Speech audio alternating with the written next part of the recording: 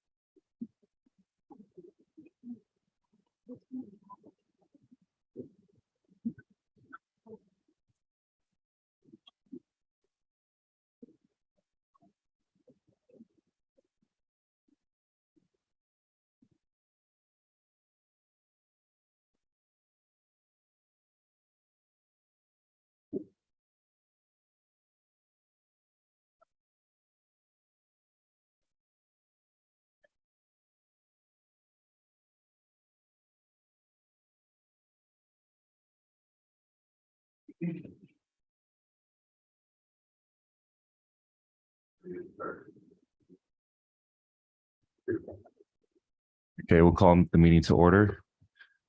Can we get a pledge of allegiance? Commissioner Belong, would you mind leading us?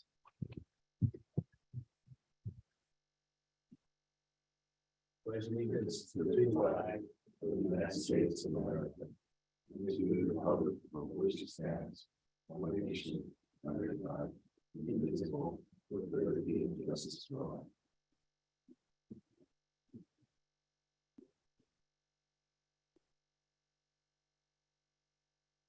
Appreciate it.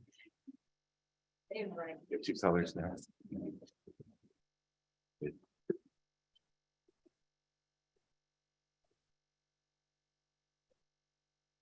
Can we give a roll call, please? Commissioner David Huboy, Here. Commissioner Luke Corona, Here. Commissioner Stephen Blanc, Present. Vice Chair Kevin Henderson. Here. Verification of agenda posting. The agenda was posted Friday, December 9th, 2022 at 9:51 a.m. Okay, thank you. Approval of minutes. Is there anyone who could make a motion to approve or any feedback on the minutes? I'll make a motion for approval. Second. Okay, we have a motion and a second. Do we need to do roll call for everything or? No, Okay, No. all in favor, say aye for approval minutes. Aye. Aye. Aye. Aye. Thank you. We'll move on to public input. This is the time for anyone in the audience to speak on any agenda excuse me, to speak on any item not on the agenda and within the subject matter jurisdiction of the Planning Commission. Speaker cards are available in the lobby. and are to be completed and given to the secretary before speaking. When the secretary calls your name, please come to the podium, state your name and city for the record, and speak to the City Planning Commission. If you are joining us by Zoom, please click on the bottom of your screen to raise your hand. If you are joining us by Zoom using a cell phone, please press *9. Each speaker will be limited to 3 minutes with a maximum of 30 minutes per subject. Please note that state law prohibits the Planning Commission from discussing or taking action on any item not on the agenda. Thank you. Do we have any speakers? I have no speakers. Okay, we'll close the public comment. We'll go to item 1 on the agenda, minor subdivision 2018-3 extension. Can we please get a staff report?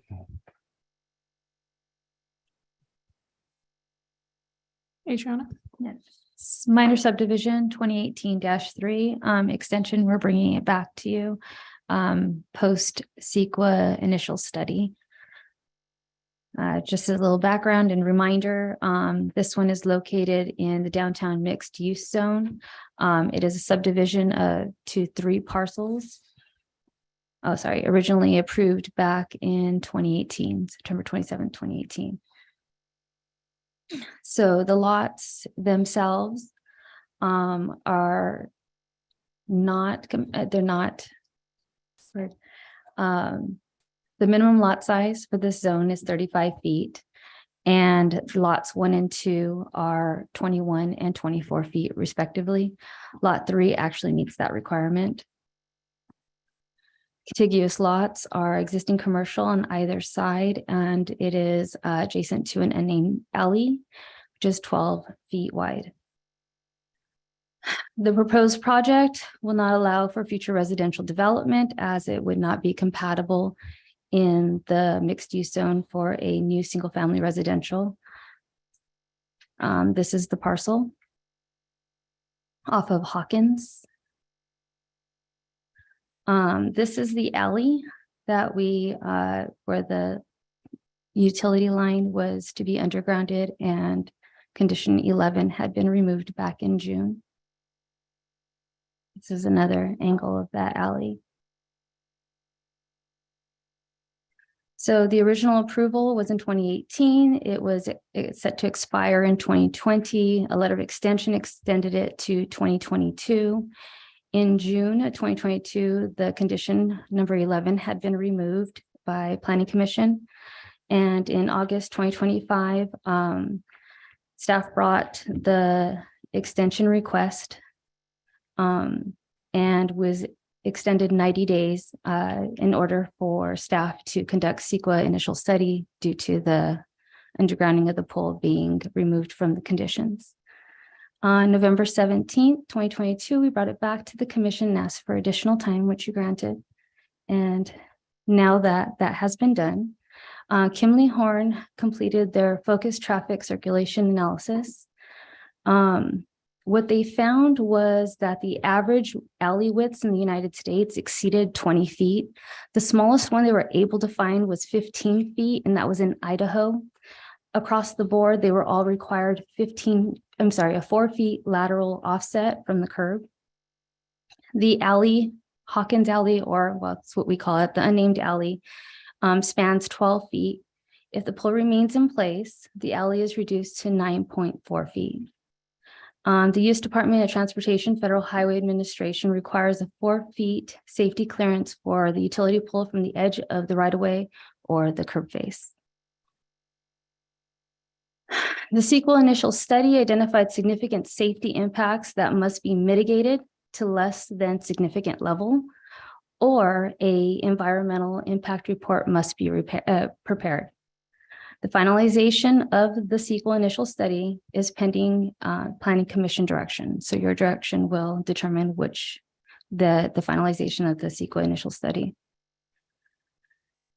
To give you a little bit of background, since August, staff met with the applicant during a pre-application meeting, which the fee was waived for this pre-application meeting, given the background of this project. Staff advised the applicant that the SNA and the CUP had expired in 2020. Staff advised the applicant the map was not in conformance with local, state, and federal statutes. Staff advised the applicant if brought forward to the Planning Commission, staff would recommend denial. In an effort to work with the applicant to submit a project that is in conformance with legal statutes, staff received authorization from the city manager to waive the application fees for one SNA and one CUP to be submitted to staff. The applicant requested staff to bring the map extension forward to the August 25th, 2022 Planning Commission meeting. October 26, 2022, I clarified the events that you saw before you with Ann Hall, applicant, via email regarding the pre-application meeting and the offer to have SNA and a CUP fees waived to apply for a project that was in conformance with the municipal code. So on November 30th, we received the preliminary analysis from Kimley Horn. On December 1st, we met with Ann Hall, Alan Brookshire, Erica Frazier, who is senior planner who is drafting the CEQA initial study, and myself, and Eva Kelly, senior planner, planning manager. We discussed the preliminary findings with the applicant, along with options to either move the utility pole or to underground it in an effort to mitigate the safety impacts that were found during the initial study or during the analysis done by Kimley Horn. The applicant refused both options and requested a meeting with the city manager and city attorney prior to this meeting. Unfortunately, we didn't have enough time to schedule that. We tried several times, but it just aligning everybody together it was very difficult to coordinate. And then according to an email dated December 12th from Ann Hall, it appears she was able to speak with the city manager regarding this project. So that brings us to staff recommendation. The Planning Commission can choose one of the following options. Adopt a resolution denying minor subdivision 2018-3, or direct the applicant to underground the utility pole and allow a one-year extension of the map, which would include mean that Planning Commission must provide findings for the statute inconsistencies and direct staff to complete mitigated negative declaration at the expense of the applicant. Number 3, direct the applicant to move the utility pole and allow a one-year extension of the map. This would also include Planning Commission must provide findings for the statute inconsistencies and direct staff to complete mitigated negative declaration at the expense of the applicant. And number 4, approve the applicant's request to modify the conditions of approval.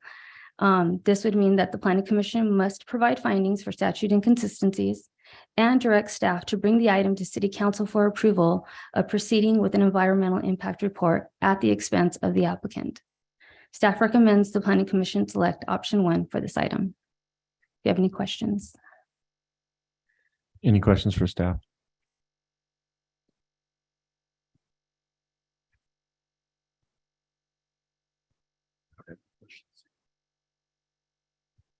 I have a question. You mentioned a few of the options about that Planning Commission must provide findings for statute inconsistencies. Could you expand a little bit, please? So if we're going back to how the lots are inconsistent with the municipal code, so what staff's job is to do is to go in and do findings. So we find that, usually we find it's consistent with the code, and then that's part of the recommendation for approval. In this case, it would be why you recommended it for approval. And in this case, why it, I guess. Yeah, so you would be finding or making findings as to the reasons why you would approve it, although it does not comply with the code. So you would find that for X reason, you're willing to approve it despite it not complying with the code. So just your rationale for your decision, essentially. Okay, and so this was approved at some point, and at some point in time, there was no municipal code that was that this project was violating, correct? It was recommended under the direction of previous management. I don't think that answered the Yeah, question. A previous staff made a recommendation to approve the project despite it not complying with the code. Okay. Previous staff meaning, oh, not us, but you guys, someone who worked for you guys before. Right. Okay. so when we bring it back for review for like an extension, we're revisiting new codes in the existing codes. And that's where you have the option to add more conditions. Whenever you bring something forward for an extension, you have that ability to remove or replace or add on conditions. So that's why we re-examine it. It allows you to have that opportunity. Okay.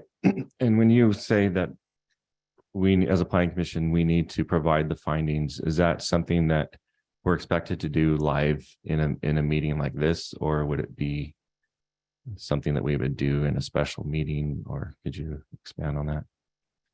You would have to do it tonight as to explain the basis for your decision. You don't have to articulate them perfectly, as long as you're able to explain the reasoning for making the decision, staff could draft them. But it's essentially just creating a record for the future as to why this decision was made. So for example, it would have been helpful when the previous approval was made, if there was some explanation as to why it was approved despite it not complying with the code. Thank you. So if we provide findings, they would be recorded in one of those resolutions that whereas and whereas like that. Correct. Okay, thank you. I think I don't have any other questions. Did any other questions come up with the fellow commissioners? So as a clarification, then we last talked about granting 90 days extension to start a preliminary review or CEQA review. And Kimberly Horn initiated that preliminary review. And that, as you stated in the staff report, this is what they have come up with so far on the way to a CEQA report. It's a preliminary report that Kimberly Horn did, and we're kind of at a point now where we're reaching rather almost like an impasse in this report. At this point, where is it looking as if to do a full-fledged CEQA analysis, that it seems to be that I'm kind of reading between the lines that this is not going to be looking very favorable. Is that what you're? So by removing the condition, which wasn't on the original approval, it did prompt us to have to look at and analyze the safety elements of having that pole in place. By doing that, it prompted us to go through Kimberly Horn to do an assessment. So they did an assessment on the safety of that pole, of that alleyway, and utilizing the alleyway as a primary entrance. And the results are in your packet of what Kimberly Horn came in, their assessment. And then Erica took their assessment and was able to draft the initial study.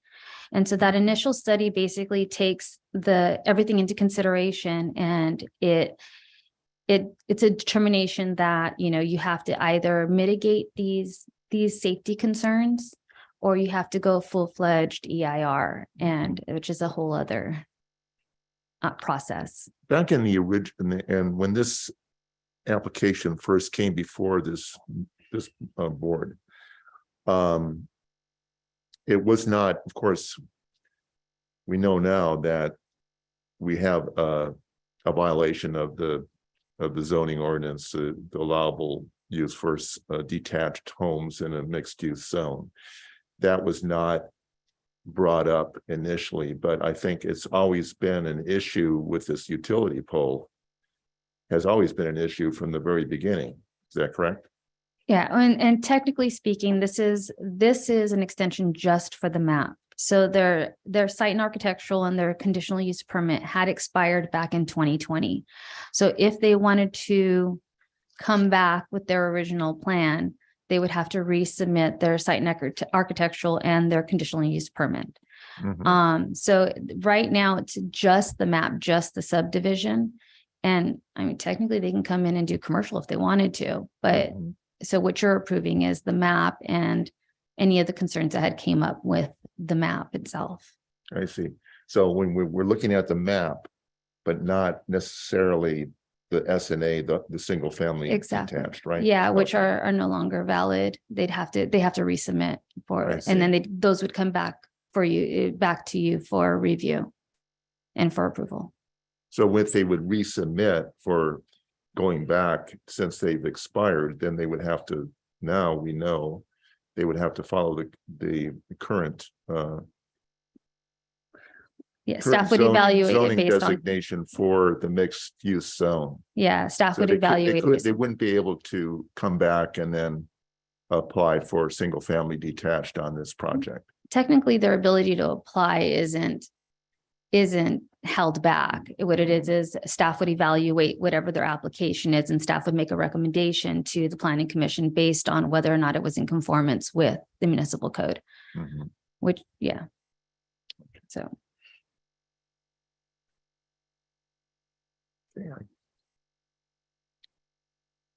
Is there any information about cost difference between undergrounding and moving the utility pole?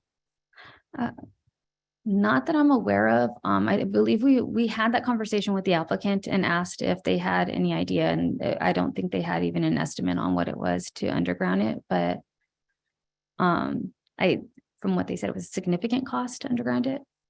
Right. Okay, and if this was to occur, it would be something that it would be work that would be performed by PG&E. Is that correct? The We city? have started the process to contact PG&E and put in an application in regards to the findings of the Kimley Horn study.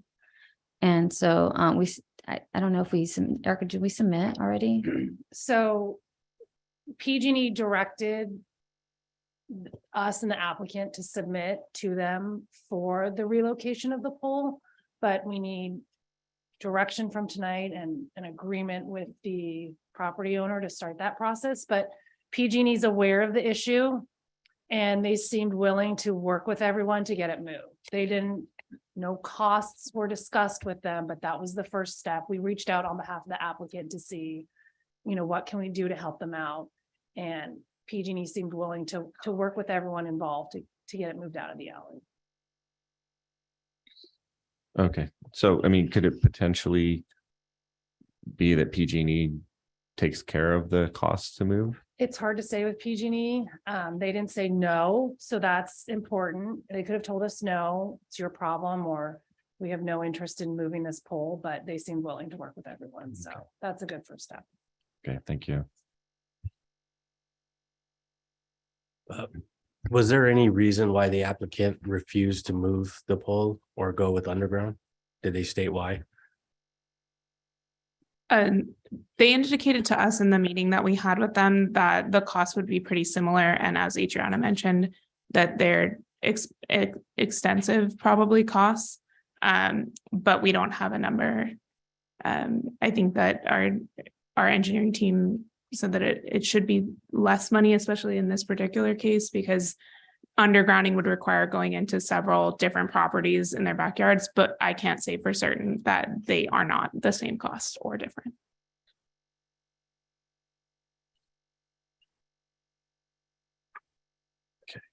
Any other questions from the commission?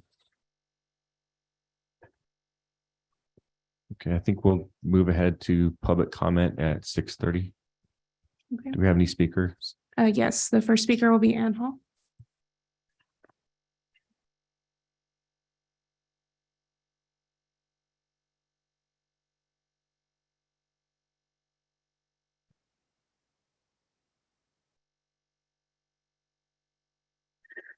Good evening, planning commissioners. I am here once again on the issue of Allen Brookshire subdivision. Tonight specifically, we are discussing the extension of the tentative map, although much of the staff report revolves around the power pole in the 12-foot alley between San Benito Street and East Street.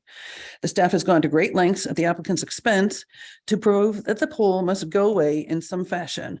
The Kimley Horn traffic report searched through many codes and references in an attempt to come up the requirements for an alley width. The report comes to the conclusion that the traveled way must be 15 feet and the lateral offset from the pole must be an additional 4 feet or a total of 19 feet clear. The staff report never explains how the city has a 12-foot alley when they determined that the minimum is 15 feet.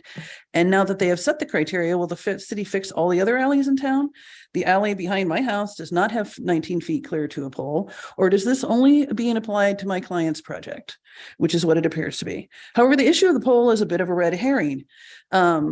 Even if my client agreed to underpound the pole, the current staff has made it clear that the project CUP and site and architectural have expired, and they will not support an approval of those going forward. The project was approved in the 2018 under the exact same zoning as there is now.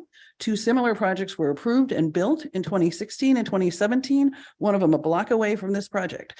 So the fact that the interpretation is now different is a difference of staff, not a difference of the zoning code. And new planning staff determined in April of this year that this project does not meet zoning and take it on as a mission to see that it does not get built. Dealing with staff on this project has been disappointing, with long periods of no response and staff reports that include half-truths. Tonight, staff spent 10 minutes giving you a presentation, and I do not have time in the 3 minutes allotted to me to detail the many inconsistencies and inaccuracies that we feel is in this report. Over the course of the past 4.5 years, since the site and architectural and tentative map were approved, the city has accepted CUP fees, improvement plan check fees, map check fees, building plan check fees, and various other application fees, all based on the original approved project. But apparently the city can just change their mind. I have been told that the city attorney agrees that the project does not meet current zoning, and then they cannot honor mistakes of past staff. Several times allusions have been made to previous city staff that they did things incorrectly. If I do things incorrectly, my client can fire me. He cannot fire the city. We're forced to deal with whatever staff is in place, regardless of their competence. And the handwriting is on the wall that the city will not allow this project despite all the efforts. But will the city take any responsibility at all for the current situation? Since Mr. Brookshire will be forced, after 4.5 years of following the city's directions, to start over at square one, will the city waive not only the planning fees, but also the engineering and the building and the map check fees? Staff has provided you several options, none of which really close the loop in a realistic way. Request you give direction to staff to allow a project they deem, can I finish my sentence? Yes, please take another minute, please. We request that you give direction to staff to allow the project they deem conforming to be submitted sometime in the next few years with all city fees waived throughout the process. If it is beyond the capacity of the planning commission to provide this direction, I request that you direct staff to bring this item to city council for decision. But there's no point in going forward with the project as designed, because this has been an uphill battle for the past 9 months. We'll go forward with another one, but we'd at least like credit for all the money that's been spent to the city. Could you remain? Is it okay to ask her to have her remain so we can ask her questions? Yeah, that's Okay. at your discretion. Okay, I think I would like to know if the commission has any questions for Ann. And the issue with PG&E and possibly relocating that pole, what is your take on that? We had a project recently that relocated a pole about 2 feet, and it didn't have any transformers on it. It didn't have any other services on it. And that was at least $20,000 to move that pole. This pole has a transformer on it. And like I said, it serves 5 other homes. In my experience, moving that pole further away from those homes makes those power lines going to those homes longer, which they don't do on their own, which means PG&E has to replace them. So I don't see moving it or undergrounding it being a whole lot of cost difference. And then the option of, and to move it means to move it onto the applicant's property. I mean, I don't see that as exactly being a desirable outcome either. So, but again, like I said, even if we move the pole, even if we agree to move the pole, the site and architectural and CUP have to come back and they're not gonna get approved. So it, you're just kind of beating our head against the wall at this point.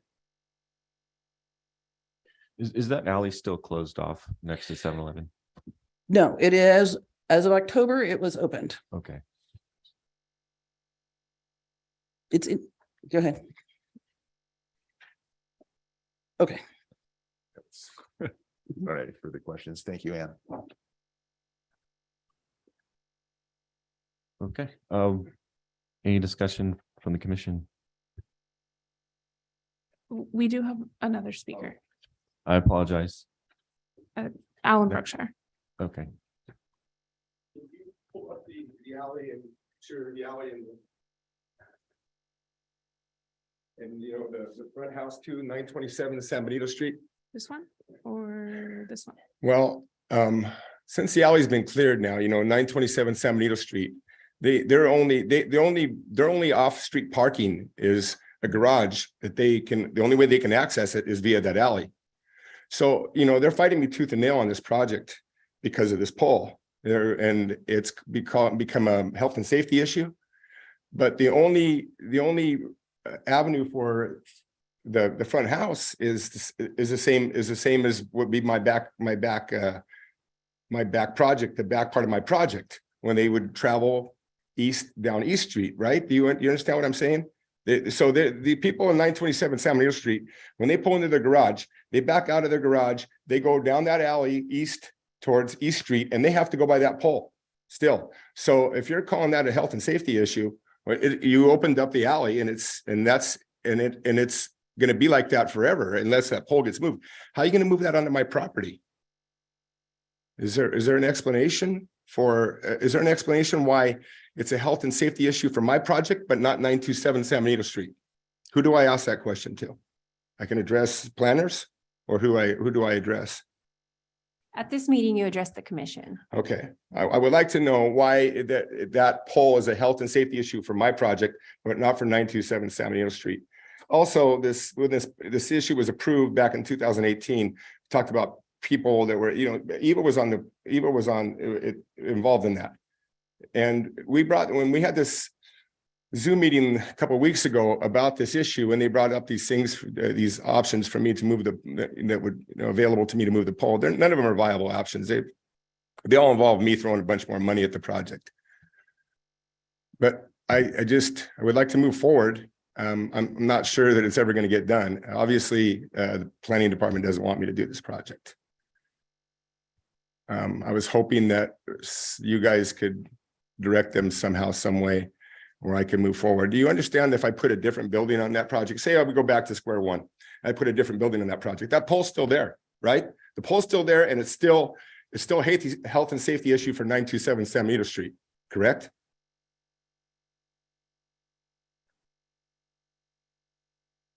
Do you have any questions?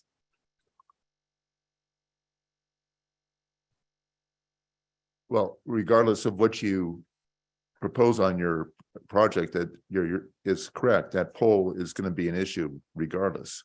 I mean, if it's commercial or residential or whatever, it's an existing, what's called an existing non. Right, but if I put something else on that parcel that doesn't involve my building using the alley. Mhm. Okay, so all the access is from Hawkins Street. The pole's still there, and it's still a health and safety issue for 927 San Benito Street. Yes or no? They still have to back out of their driveway, their garage, and go past that pole every time. When you say 927 where exactly, where is that? in That's location the house directly reference to the south site of, plan? it's the house directly south of 7-Eleven. Eva, can you pull it up on? And yeah, to show the garage, how the garage butts Drive up to the alley. Google Maps for him. Can we go to the site plan so we can get an idea of?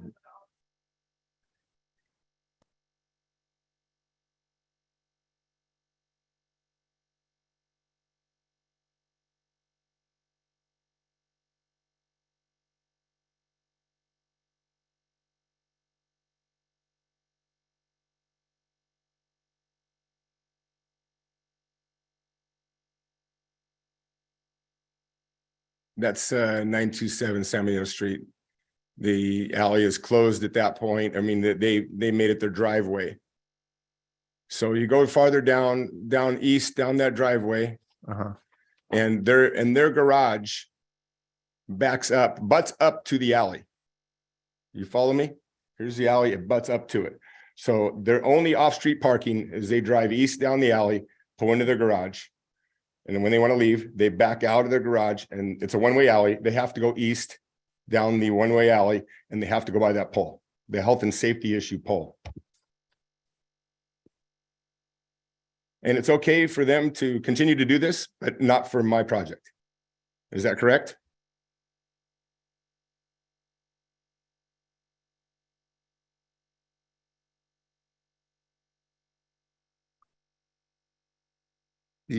Where's, so I'm sure that the picture is not. I'm struggling a little bit to Okay. this garage that you're referring to. I don't know how to point to it. The view is not good. Okay, if you go farther, right back there behind the house at 927 San Benito Street. Right there, right there where. It's the white roof. Their garage, there's a garage door that Mhm. butts up to the alley. Okay. The alley runs east and west, and their Yeah. garage door On the other side. Okay. is right on the alley, right on the south side of the I alley. see. I see that. So that's their only way in and out of their garage Mhm. is to traverse this diabolical pole passage. Right. Whether I change my plan or not, that's always going to be there. They're gonna have that problem until they try to do something with their property, until they have, make improvements, and then it's gonna come up. But if it's a health and safety issue, why is the pole still going to be there? A health and safety issue for health and safety issue for my project. It's a health and safety issue for 927 San Diego Street, correct? Wouldn't it be? True, Okay. but that's an existing nonconformity there, and they're not proposing a project. Okay. There's the difference. Okay. Do we have any other speakers? I have no more speakers and none on the Zoom. Okay, we'll close the public hearing at 6:43. Any discussion from my fellow commissioners?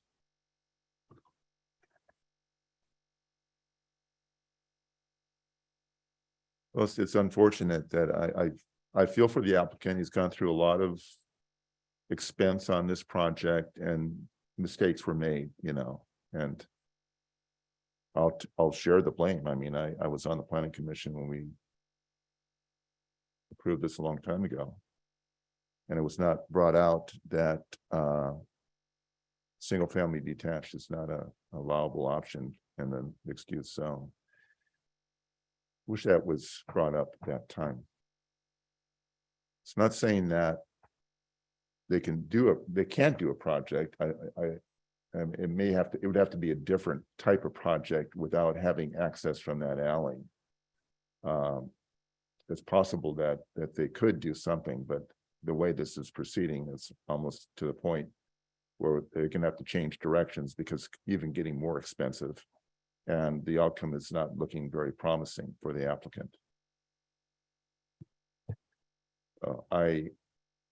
In terms of moving the pole, I mean, we really didn't have a in-depth discussion about it. I know PG&E has been notified. It's possible. I mean, I know that was to underground is what I would consider as being technically infeasible, and I said that when we talked about it last time. Moving the pole, I don't know. It's something I think could be worth having a further investigation on that option. I'd like to see if there could be a project and it could work for both the applicant and the community and not have an issue with a safety issue. I feel uncomfortable approving anything that is a safety issue, although knowing that back in those days, we're coming across legal nonconformity. It was legal nonconformity back in those days, and now we're looking at it with a fresh eye because there is a project to consider here. But as a planning commission, for us to make findings to approve something, knowing that it's a safety issue, I'm struggling with that.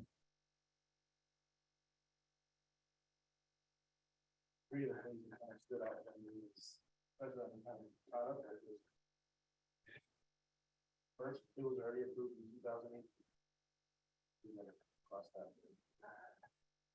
Next, there's, as Ann stated, two projects very similar have already been completed. So, and then the most important thing, I think, is now out of desperation, they're willing to scrap the whole plan, just have to start over and go to the city council because we're somehow not getting it done for them to move forward. You know, I don't know if we've explored all options, if there's more we can do on our part to try and help them out in good faith, but I think based on what they've done and what they're trying to do, maybe we should look into seeing what we can do a little bit more to try and help out.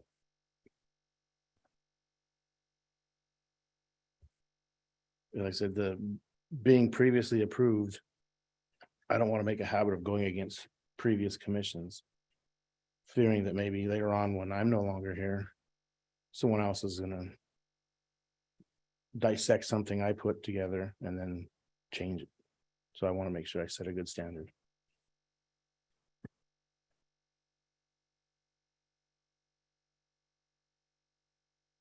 Yeah, the issue I see is that we're dealing with a very old part of town and just kind of a quirkiness to it. Just things were done differently a long time ago. And then now we have a modern project coming in, then the things are starting to, these issues are starting to come up because of that, because of the way things were versus how, the standards of today. So it's a difficult issue to deal with. As far as this safety, I don't, it's a very thin alley to begin with. So I don't see that somebody's going to be driving through the alley at high speed. Usually there's a bunch of potholes anyways. That's another reason why you don't drive fast through an alley. So I'm not seeing a huge safety problem with the pole. The fact that I believe the pole is not on his property. So it's just this principle that because someone wants to do something on their property, that they have to deal with a telephone pole that happens to be near them. I find it a bit unfair.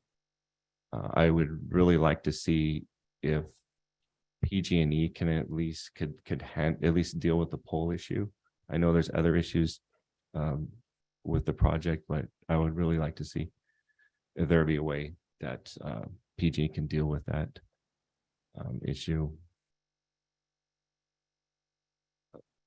So, yeah, I'm kind of at a loss as to what to do. I mean, we're being told we have to make findings tonight at this meeting. So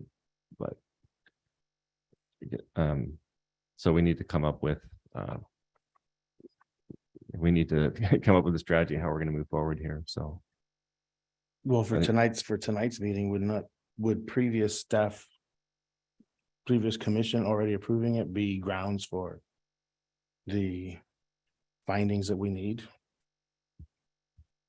yeah, I think that would be our rationale. I mean, that's what I said, I think in August, was that, this has been approved before, and it seems a little unfair to change things now.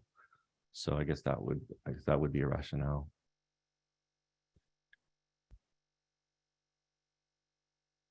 Are you asking me if that would be adequate or?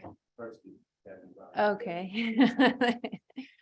I think you would, if that's the reason, then that would be one of the findings. Yes. So, or if your discussion related to safety or any of, I mean, I would recommend first, when you're ready, voting so that you know whether or not you even need to make findings, because not all of the options require that. So if you vote for one of the options, and I don't recall which numbers they are, that would require the planning commission to make findings, and after you've made that decision, you can take time to make those findings. And if I might just quickly add, also tonight, because we're discussing the initial study and finalizing that potentially into either a mitigative neg declaration or an EIR, something like that, they're noticing deadlines for that. So tonight, your direction and your recommendation and your recommended findings will finish up that study if that's the direction. And we'll be coming back to you, and we'll have those findings in the resolution for you at that time, so you can review them and make sure that that's the findings that you made. So that, yeah, if that helps. You're talking about finishing the initial study? Yes, Mhm. so 2, 3, and 4 that we have on the screen, we have to finish the initial study either in a mitigated neg deck, which is relatively straightforward, or potentially the EIR.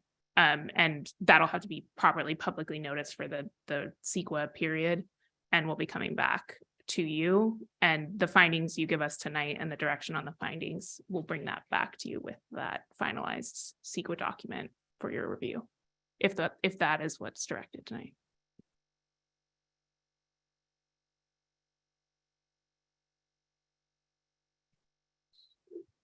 So, I mean, the applicant made a statement that sounds like they're want to scrap the project at this point. So would it make sense for us to just do option 1 so that, there's no more costs being acquired, any more costs being racked up?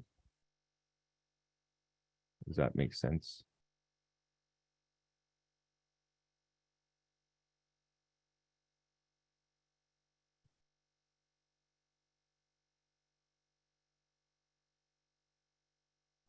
So on option number 4, I'm sorry, you asked a question and I didn't hear an answer. Yeah, there was no I'm answer. sorry. Did you want me to ask it again, or did you hear it? Yeah, that you were saying that option 1, they would have to scrap the project, and then hopefully, that no other fees would need to be paid. But is it in terms of fees and concessions of fees, is that for us to, I've never, is that for our purview, is for concessions of fees? So the city council adopts fees, so they can waive fees, and then the city's municipal code then delegates that authority to the city manager as well. So I don't actually think that the planning commission has the authority to waive fees. Right. So I think you could probably direct staff to ask the city manager to waive the fees. But that's the authority for waiving fees.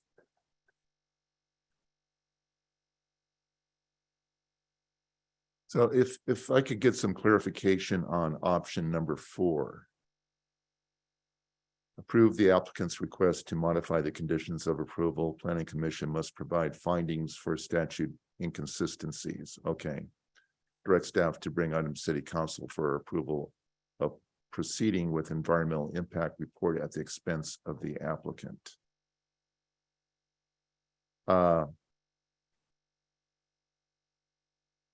I can see findings for to consider going forward because of the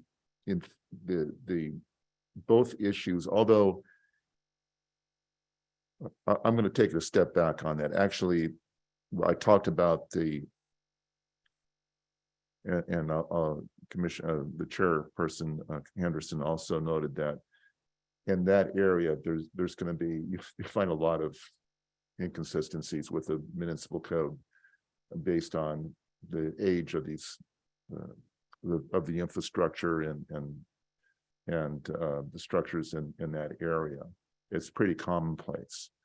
And to move the pole is I'm not sure how feasible that is. I'd like to have a little bit more information on possibly what PG&E's role would be and possibly relocating that pole.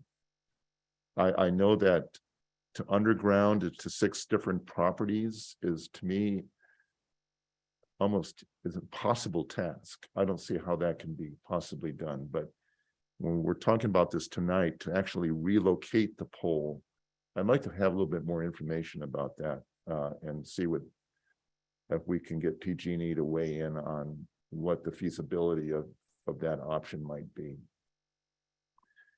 But we're looking at, for example, when you, and as an architect, you know, when we're looking at, for example, accessibility, sometimes you have issues with accessibility that you consider a hardship. And there's paperwork to be filled out for, to qualify for a hardship based on existing conditions, might be an unreasonable burden to resolve for like an accessibility issue. I feel that this is along those lines, but I don't feel like to make a decision on this. I think I'd like to have some more information on the possibility of relocation of the pole from PG&E. I mean, and how much it would cost and who's gonna pay for it. So is that gonna be like a 5th option? We're looking to do an extension on ourselves? Yes, You that's a you would fifth just option. continue the item to a future Continue the meeting. item for more information. Yeah, You just have to And I'd give like an to get more extension for them information from to the. PG&E regarding this. Before I can really say, you know, before I feel comfortable about findings for statute inconsistencies one way or the other. I'd like to have some more information about this. And I feel for the applicant because I know he's been, I don't know how many times that we've been looking at this. The first time we've heard anything about correspondence with PG&E in the city. Mhm. We didn't know that was an option.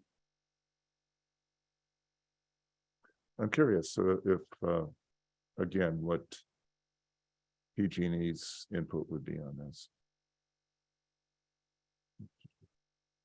You know how you guys feel. Continuing now. Right.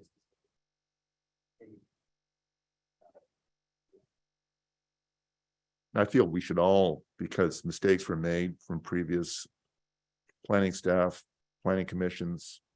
I think we should all try to help the applicant the best we can and come up with something that has some type of common sense approach to this. Although this utility pole is certainly it's yes, Stephen? Yeah. For me, I have a hard time moving forward with the project to find the consistency and safety issues. Mhm. For me, I didn't sit on the previous one. Hard to believe.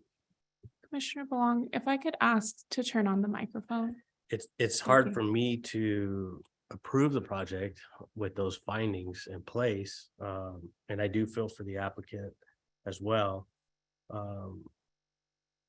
If we went with option 1, does that completely scrap the project altogether and the applicant has to come back and? So what would happen is their map would expire Mhm. and they still have that option to come back with an SNA and a CUP with their fees completely waived.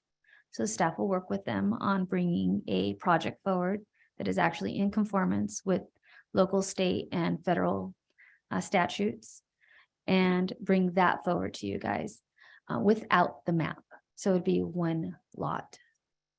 Unless they, It would be like a commercial project which would not have to rely on egress from that unnamed alley. exactly, yeah, so they And could, I they could guess it's use possible access that can from be done. Hawkins, yeah. It's possible it could be done without having to rely on that as a Yeah. transportation or access point. Or Where the it would be a utility pole downtown is. mixed use compatible project that staff would bring forward. I mean, they could Mm-hmm. propose whatever they want. But staff would do our best to bring them into conformance, to Mhm. help them design a project that's in conformance. And by doing that, the poll is not an issue anymore. Yes, Mhm. So it would be a different project where the pole would not be an issue yes. on option number one. Where primary access would most Mm-hmm. likely be from Hawkins Street, which is usually ideal. At least that would be the direction that staff would recommend and Mm-hmm. try to assist the applicant as best to our abilities. And work with them to the best of your abilities in terms of the, Yeah, we can only advise Fees that them, lie like, it's ahead. up to them to, yeah, it's up to Uh, them to provide a product or design that is compatible Mhm. with current statutes. And staff has been very good about outlining exactly what's not in conformance and what could be. Mhm. And then if we decide to go with option 4, the project can move forward as planned. But we would just not be in conformance then, basically. So what would happen is it would advance to the city council for approval, Mhm. because they would have to give approval for it to go full-fledged EIR, which is Because of the inconsistencies. yeah. Well, if you go with, and now I'm more I think about it, I'm thinking, I'm leaning to option number one, actually. Because if you go with an EIR with that pole as it is and rely on that as a transportation issue right there as access to the site, I don't think it's gonna work. That's my take on it I mean, we've been talking about this for quite some time. Mhm.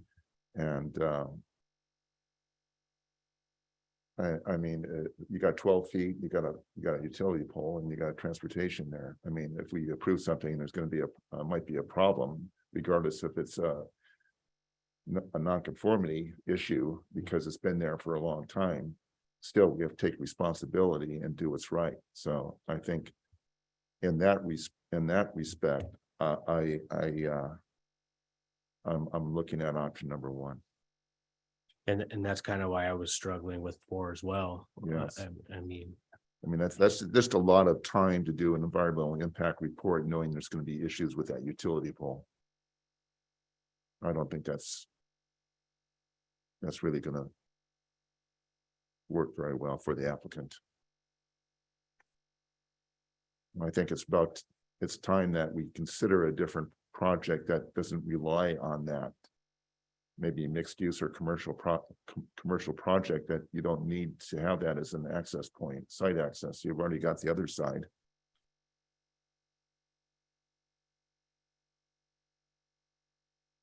So. Mr. Chair, what is your take? I mean, option 1 was my first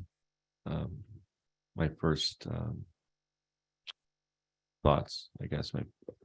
Seems the one that would make this sense, given what the applicant said.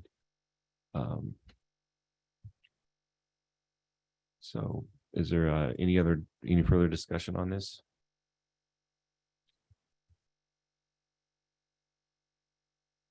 So I just want to be clear, if we did go with option 1, we would be seeing another project at this address.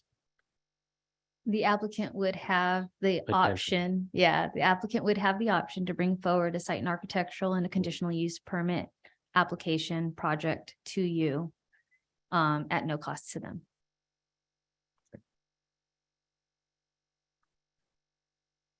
Well, with that being said, I'll ready to make a motion.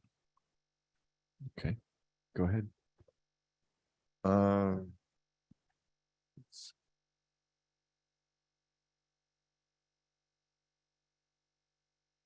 So for minor subdivision 2018-3 extension, I'd like to make a motion that we adopt a resolution denying MS 2018-3 and help the applicant come up with a project that is in conformance with the municipal code and does not have to rely on site access around a utility pole. We have a motion. Any discussion? At no cost to the applicant. I'm gonna put that in there too. Okay. We have an amended motion. Any further discussion on the motion? Do we have a second? I'll second that with the amendment in there. Okay, we have a motion and a second. Roll call vote, please. Commissioner David Heboy, Yes, Commissioner Luke Corona, Yes. Commissioner Stephen Blum, Yes, Vice Chair Kevin Henderson. Yes. Motion carries unanimously.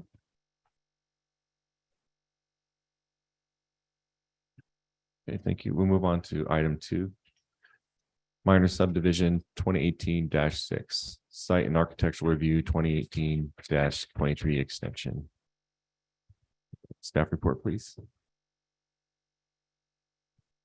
Yes, thank you. This item is for an extension of minor subdivision 2018-6 and site and architecture review 2018-23 for the Right 13 cannabis facility. It is located off of Wright Road. And these first slides are just the original project approval. This project was before the Planning Commission at the August 25th meeting where a 90-day extension was granted. So it's a subdivision into 4 parcels and the ultimate development of 3 cannabis greenhouse buildings. These are just the original approved elevations for the 3 different greenhouse buildings. At the August 25th meeting, staff's analysis of the project had some concerns with consistency with the code, including a lack of parking. There isn't a cannabis parking analysis in our code, but the closest 3 options in our industrial uses are general industrial warehousing and research and development. The original approval had 55 spaces, and warehousing at the smallest amount had 341 vehicle space requirement. So staff found a significant lack of parking. And on the original approval, there's also a concern with the stormwater facilities. The code had changed since the original approval to require stormwater to be undergrounded. And we also found that there were some inconsistencies with some of the land use policies in our general plan, particularly regarding the variation of design of the greenhouse facilities, in particular, the ones that front onto the public right of way and are visible from Wright Road. And there was concerns with pedestrian and bicycle connectivity to and within the project and the surrounding North Gateway commercial areas, which there are general plan policies and guidelines regarding having access through and surrounding the North Gateway properties. I did look up a few just examples of some cannabis and other large greenhouse projects that show kind of some examples of potential articulation that could be considered on those front facades as just an option. I was looking into it. There's some options for different materials and things like that that could be used to help articulate those facades as a possibility. And so at the August 25th meeting, we found those inconsistencies with the municipal code about lot dimensions, frontage, circulation, landscaping, stormwater, and parking, but it is consistent with the mitigated negative declaration. So at the August 25th meeting, there was a 90-day extension to allow staff and the applicant some time to amend the plans regarding stormwater. But otherwise, the Planning Commission directed staff and the applicant to maintain the original conditions of approval. We did receive revised plans from the applicant, which is shown on the screen, where the stormwater is undergrounded, and they were able to provide a significant increase in the parking and modifications to the circulation slightly to accommodate that parking. These are the revised plans. We did do a parking analysis of the revised plans with the additional parking, and in addition to the 3 land use types, at the August 25th meeting, the Planning Commission approved a different project, the Felipe 9 project, and they made a finding for a ratio on that greenhouse facility at 1 space for each, a little bit over 2,500 square feet of gross floor area. So we did analyze the revised plans against that parking ratio as well. And if the Planning Commission did want to make a similar finding, the revised plans is not, it is still less than all of the 3 identified uses in our code, but it is greater than the approved Felipe 9 ratio. So the Planning Commission could, if they so desired, make a similar finding on the parking for this project. And the total includes parcel 4, which doesn't have a building on it, but there would have to be some kind of shared parking agreement across the 4 parcels. And with the amendment to the parking and undergrounding the stormwater, there were some amendments to the landscaping plans as well. In the review of this project against, or these revised plans against the code, there's still some missing information in order to fully evaluate these plans against our code, including some dimensions and some of the plant types and percentages of deciduous trees, et cetera. Those types of things aren't available in this plan set. So that's a missing item that we just can't evaluate whether it's fully consistent with our landscaping section. This project is in a bit of an unique situation because it is the extension and it's the 90 days where we're reviewing a potentially revised plan set. So it's not a new project in that regard that we would evaluate for incompleteness, but there are some items that we noted in our review of the new plans that would normally have been requested if this was a new project to fully evaluate. So there's some missing parking numbers and labels with bicycle and loading spaces. A couple of inconsistencies noted within the plan set, including the building square footages and no information about the small guard towers that are on the site. A couple of modifications, including removing the emergency vehicle access. So we would have just requested clarification that that is proposed to be removed in this revised plan set. And that's fine with staff, it gets removed. I think our fire department and police department have stated in the past that their preference is to move away from EVAs, but that is a change we noted from the original approval. Some details on trash enclosures and stormwater post-construction information was requested from Recology and the engineering department respectively, as well as some information requested from the engineering department regarding some traffic trip details, signing and striping across the site, as well as showing frontage improvements on the plan set. In our analysis of this new plan set, as we did with our analysis of the original plan set, we are still finding that architecture, which wasn't changed, to be inconsistent with those variation articulation sections of our general plan, particularly along the south facing facades as mentioned. And we do note that the revised site plan, it does have a lot more pedestrian and bicycle circulation. There's ADA and walkability and crosswalks shown within the plan, which is great. But part of the North Gateway, as well as the San Felipe beautification precise line study that was recently adopted by the city council, because this was approved in 2019, it's not conditioned to contribute to those multimodal transit projects. And it is still a concern of staff that it is potentially cutting off a significant circulation point for surrounding North Gateway projects. However, we do still find that the plan is consistent with the mitigated neg deck that was previously adopted. So that's my very brief analysis of the 2 plan sets. The options that we've identified for the Planning Commission are to adopt a resolution approving the extension. And we have prepared a plan set or a resolution for the Planning Commission. as mentioned, staff cannot make the findings of it meeting the general plan, either the original approval or the revised plan set. But if it is the pleasure of the planning commission to make this, we can take those findings and have the resolution prepared with an extension for however long the planning commission wants, as well as either plan set if they so desire. However, staff's recommendation will be option 2, which is a resolution denying the extension, subject to the findings we prepared. And our recommendation is to bring back a project that is compliant with the code and would allow staff the time to fully evaluate those incompleteness items that we're noting in this revised plan set.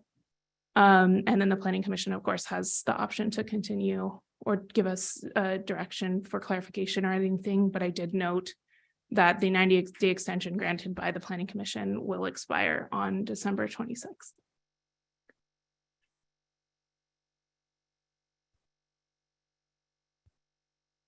Any questions for staff?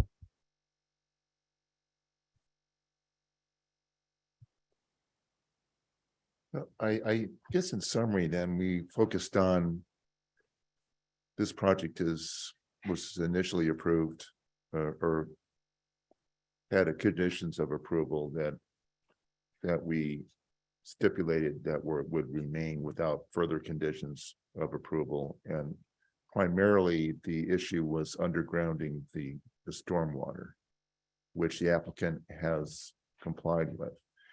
But in the process, am I correct to say is that other issues have come up with the revisions that were made primarily to an undergrounding the stormwater with the issues of, I know we talked about the aesthetics that Yes. but the parking, I'm a little confused about how the parking inconsistent was deficient. Or is it made more of an So issue? there was no, it's definitely a lesser issue on the revised plans than on the original approval. It's a lesser Um, issue, okay. Yes, they've increased. So the original approval had 55 vehicle parking spaces, if I recall correctly from my previous slide. While the revised proposal has 275 vehicle parking spaces across the 4 proposed parcels.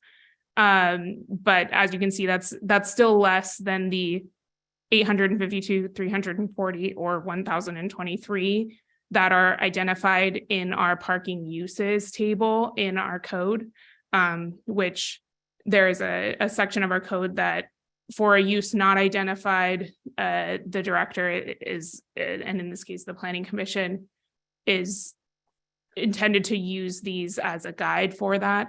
But because the planning commission recently adopted for a similar project, a reduced ratio, which does limit future uses specifically to be cannabis facilities. But the planning commission made that finding for the other project. So we compared this proposal to that project and it does exceed that approved ratio. So you could make a similar finding for the parking, but it is not technically compliant with any of the identified uses in our code still at this point. Mhm.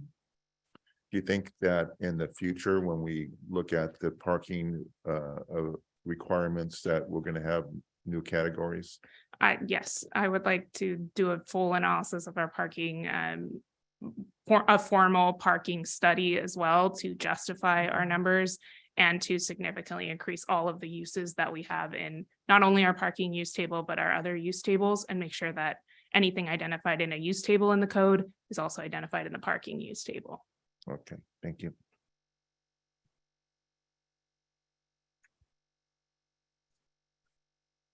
Any other questions for staff?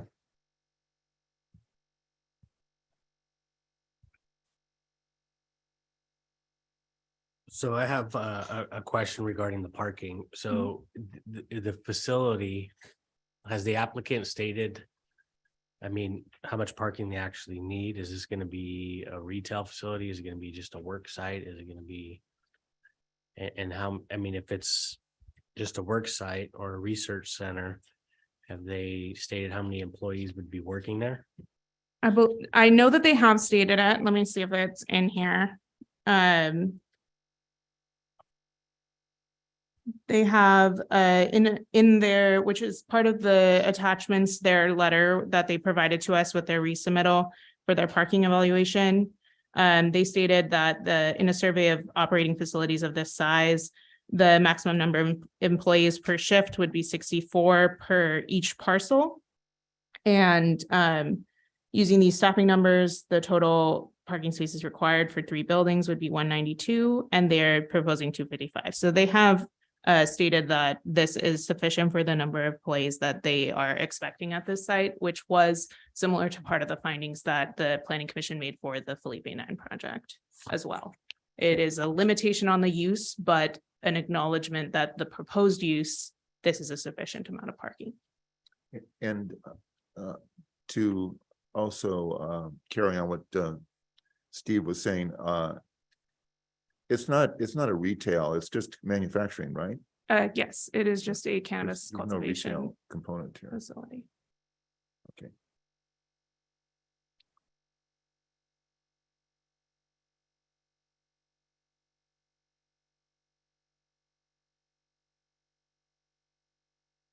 Could you go back Yeah. one slide? Maybe one more. Okay. So my question is, I guess back in August, we made a motion to grant a 90-day extension, which you said expires December 20. Yes, that's 90 days from the September 26th expiration. Okay, and then we said subject to conditions of the, I believe it was the 2018. Yes. I may have the dates wrong, but basically a Hey, previous Right. resolution and findings. Mhm. Okay. So I'm curious why, after receiving that direction, why, I guess the staff is coming back to us talking about more issues, and I don't, more issues, even though we've already kind of said we want this project to just be in conformance with the previous. So why more conditions, or why are you bringing up more issues at this point? So this is an evaluation of the revised plan set that came in after the Planning Commission's 90-day extension. So the question or the decision tonight for the Planning Commission is there's the original plan set, and then there's this revised plan set. You directed us regarding the original plan set, but to underground the stormwater. And so the applicant did underground the stormwater and give us this revised set. But these are the staff's findings in review of the revised set. There are some items that we would like to see if this was a new application. But the issues that we're finding with the new set is what we've identified. So I mean, so the direction was underground the stormwater, and then I believe the applicant, I think, trying to act in good faith, they tried to address some of the issues that were brought before. Okay, I'm just trying to understand. So, but you're saying based on the new plan that came in, you're still going to just say your evaluation of it? right. Yeah, okay. Did in the original application, for example, on the issue of plan identification, did the original application, did they define the landscaping to No, so at August, when we reevaluated the original approval under the current code, we did find issues with the landscaping plan set, some missing items and some things that we said that we weren't able to tell if it did or did not meet the code, just because some things are missing from there. But with the extension request, that is the original plan set that was approved, so that's what's So, being so considered. these issues are remaining from the original, are you saying, is that correct? You Yes, say so that. there were issues on the landscaping in our analysis of I don't know if I put a landscaping slide actually in here. But in the August 25th report, there were some areas where we weren't in our review, there just wasn't the item there for us to say whether or not it did meet that section, just because it was missing from the original plan set as well. Okay. Thank you. So it seemed, so the extension was 90 days, and based on what happened last commission meeting and with emails that have, we have sitting in front of us, it seems like there was maybe misunderstandings or kind of lack of communication. And I believe based on your response that you really haven't had enough time to do everything that you would want to have done. Is that a fair assessment? I would say that that's a fair assessment, yes. I think that the revised plan set is a significant move in the correct direction, but I think that in a normal circumstance, we would have liked to have at least an opportunity for the applicant to respond to that and then be able to come back to the planning commission. But with the timing that's allotted in the 90 days, there just isn't enough time for that second round between noticing requirements and things like that. Do you recall how it became 90 days? Was that a suggestion from the applicant or from staff? Do you happen to recall?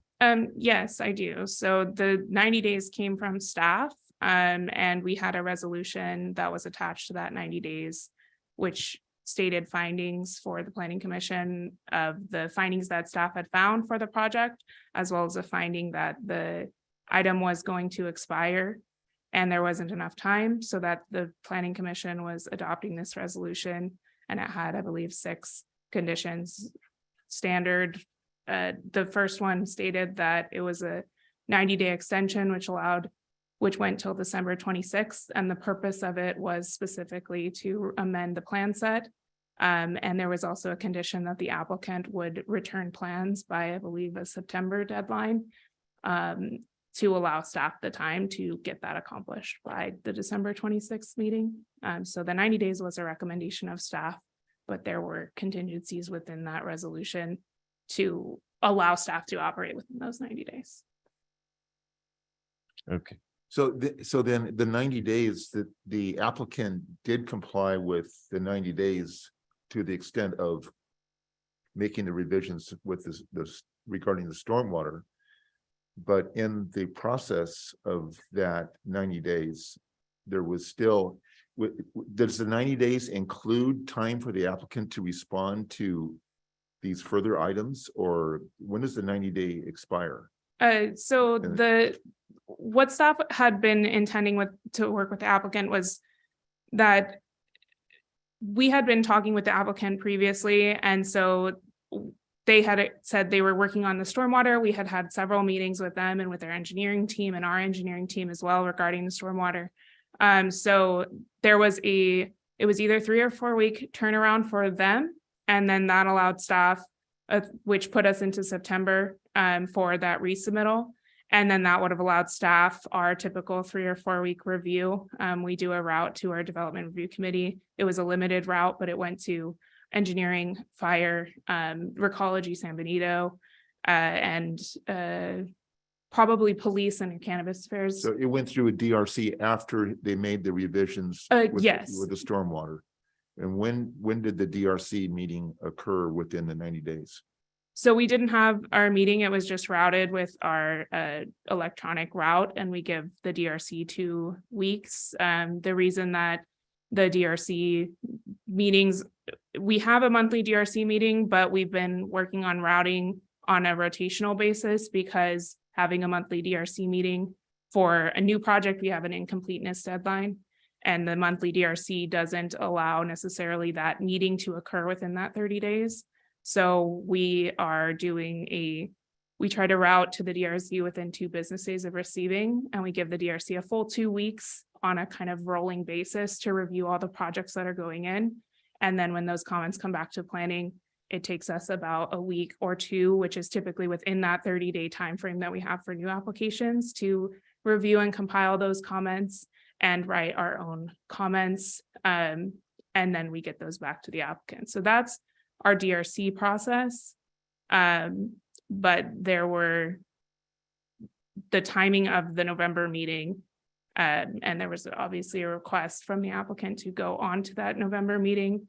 It wasn't allowed. And at the time, as we could discuss at the last meeting, staff's initial recommendation of the 90 days was a December recommendation. So that was our understanding, which is why we didn't place it on the November meeting when we were still reviewing it. But then we had back and forth, and the concern of the actual motion at that point after that, which is what we discussed at the last meeting.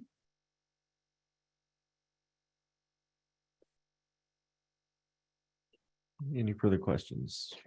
One question would be, should we go with option one? What's the actual extension time we would be granting? So the extension time, the initial request is for 1 year, although the planning commission and staff, and that's available to you as well on the podium. The applicant has since then, I believe it was last Thursday, requested additional time because they have a PG&E letter. So they're needing until at least mid-2024. So if you go with option one, we would just request that the planning commission tell us how long of an extension you're giving. 1 year, 18 months, what it is up to the planning commission.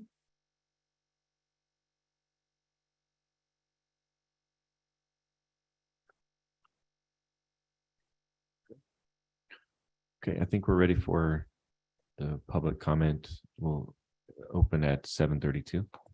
Any speakers? Yes, the first will be Gary Coates.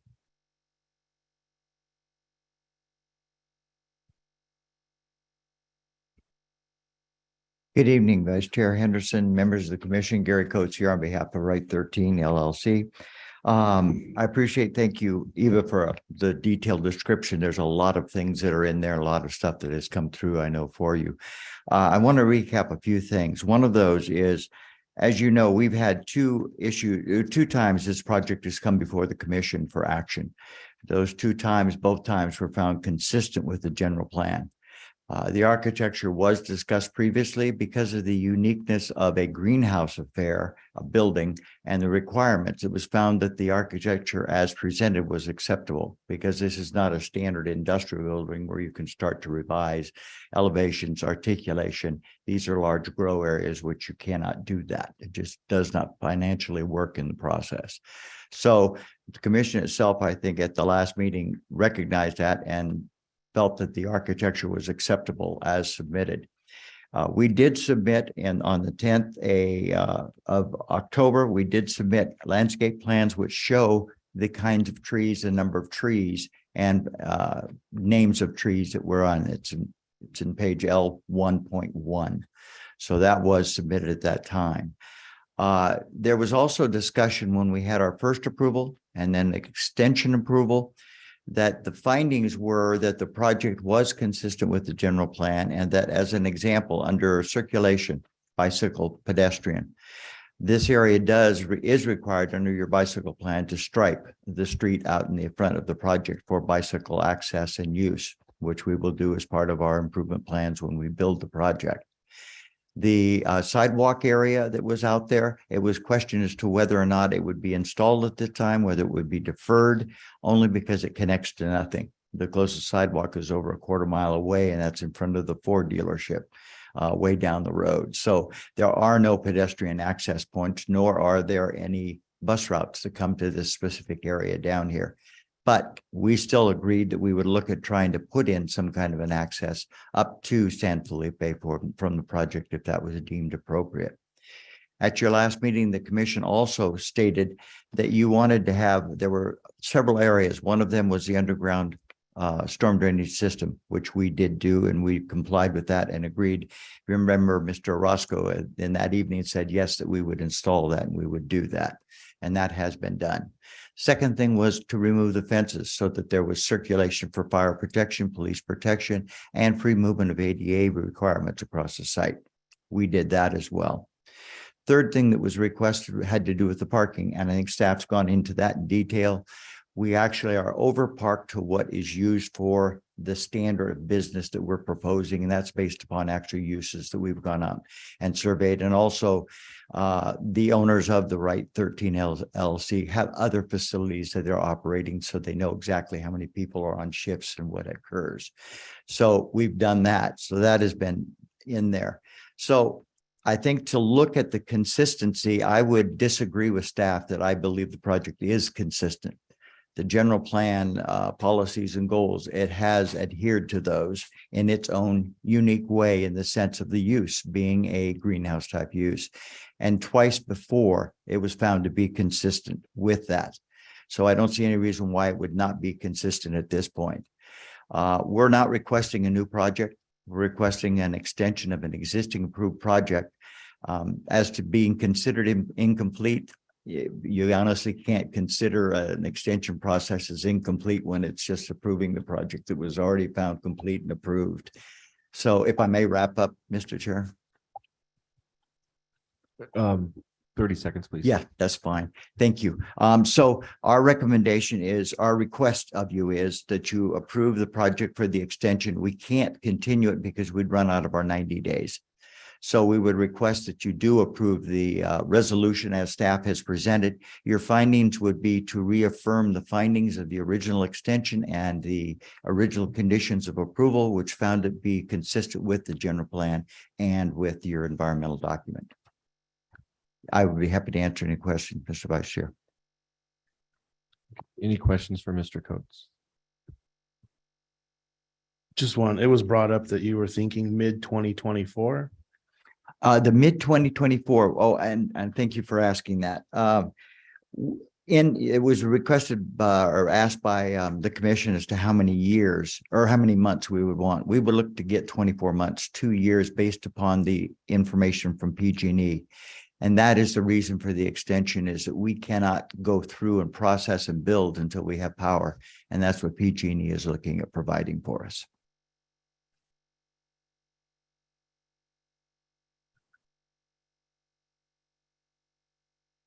Okay. Any more questions for Mr. Coates? Just a question. If the extension is approved, would you work with staff on these incompleteness items? We'd be glad to. Yes, absolutely.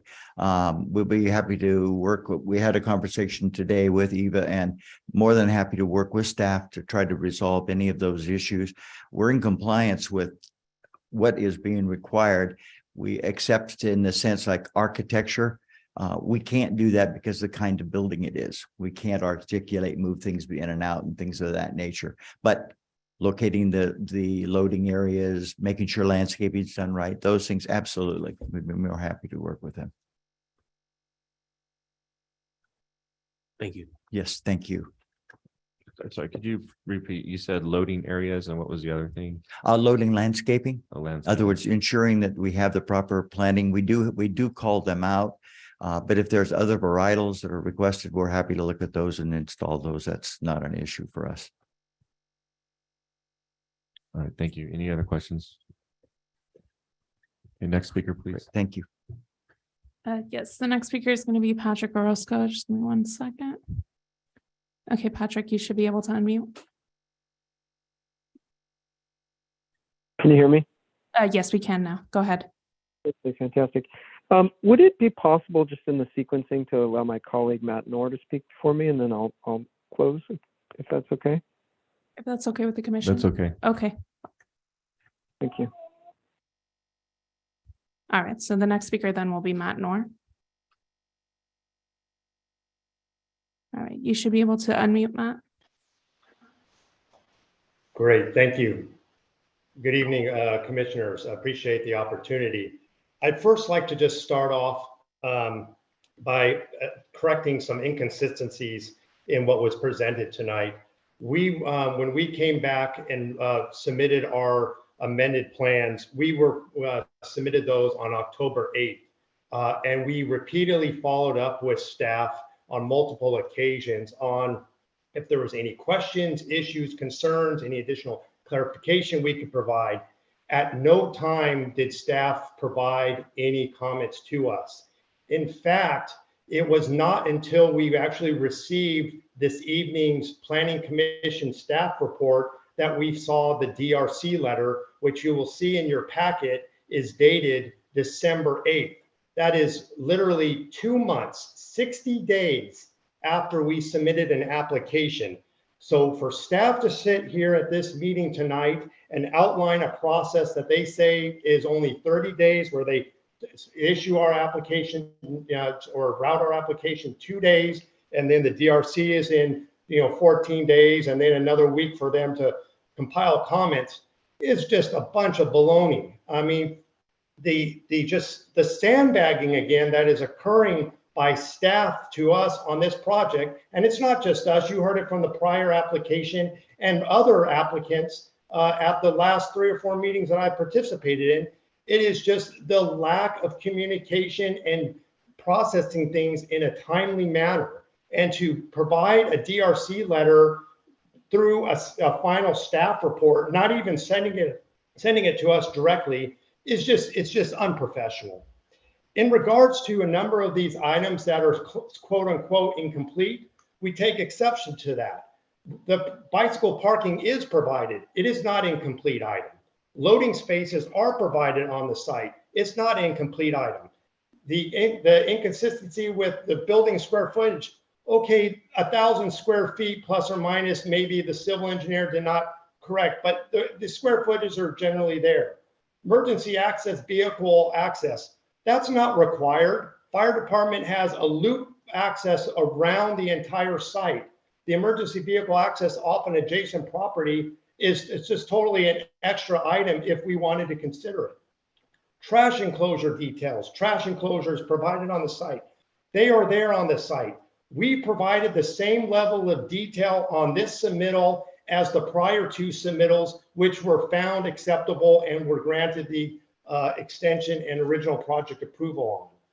So again, and then staff here tonight presents facade options for a project, and they provide pictures of projects that are just totally irrelevant. Those projects and photos that they showed are for indoor grow facilities. That's not this type of project, and not this type of architecture. And then in regards to parking staff starts to talk about, hey, we just don't have enough parking and then nothing compatible. That's just a total subjective statement. Staff has no clue, no experience with cannabis.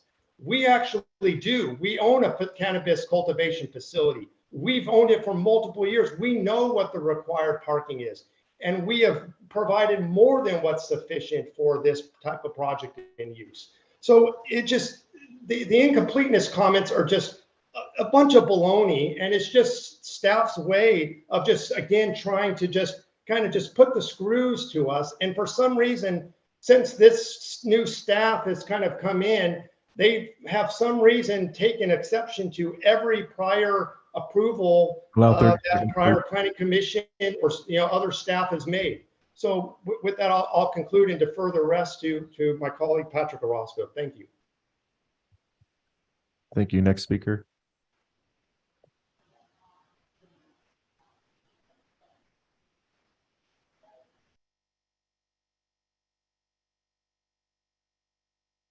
Okay, Patrick, go ahead. Thank you. Good evening, members of the commissioner. Good evening, commissioners. This is Patrick Orozco speaking. Matt's very passionate about the project, as am I, and it's tough to bridle that.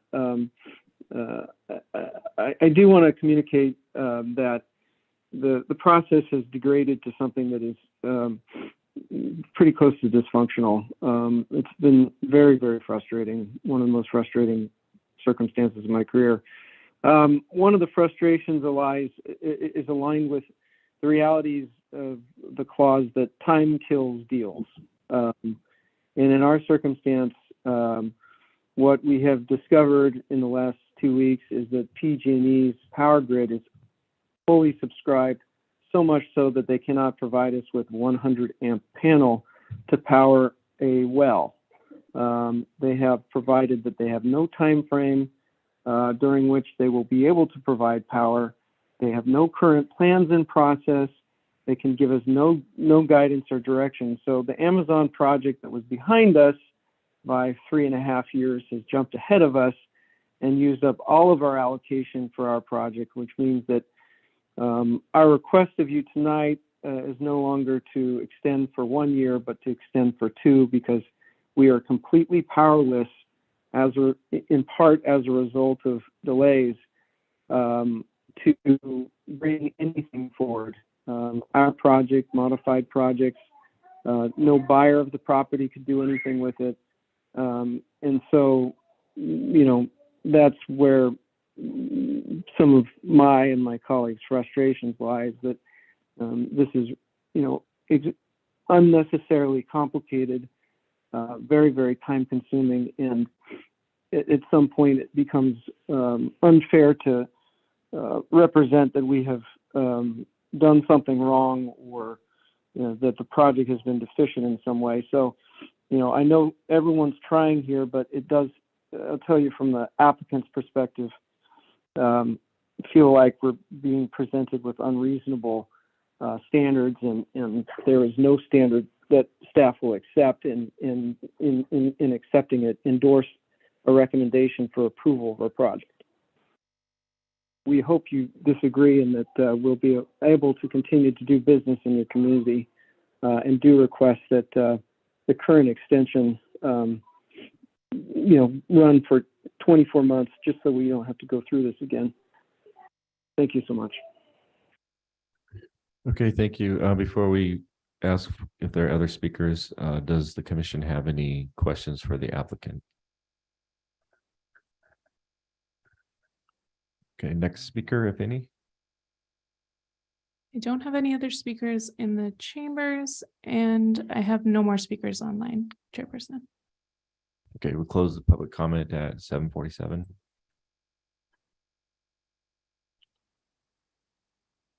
Okay, what are our thoughts, fellow commissioners?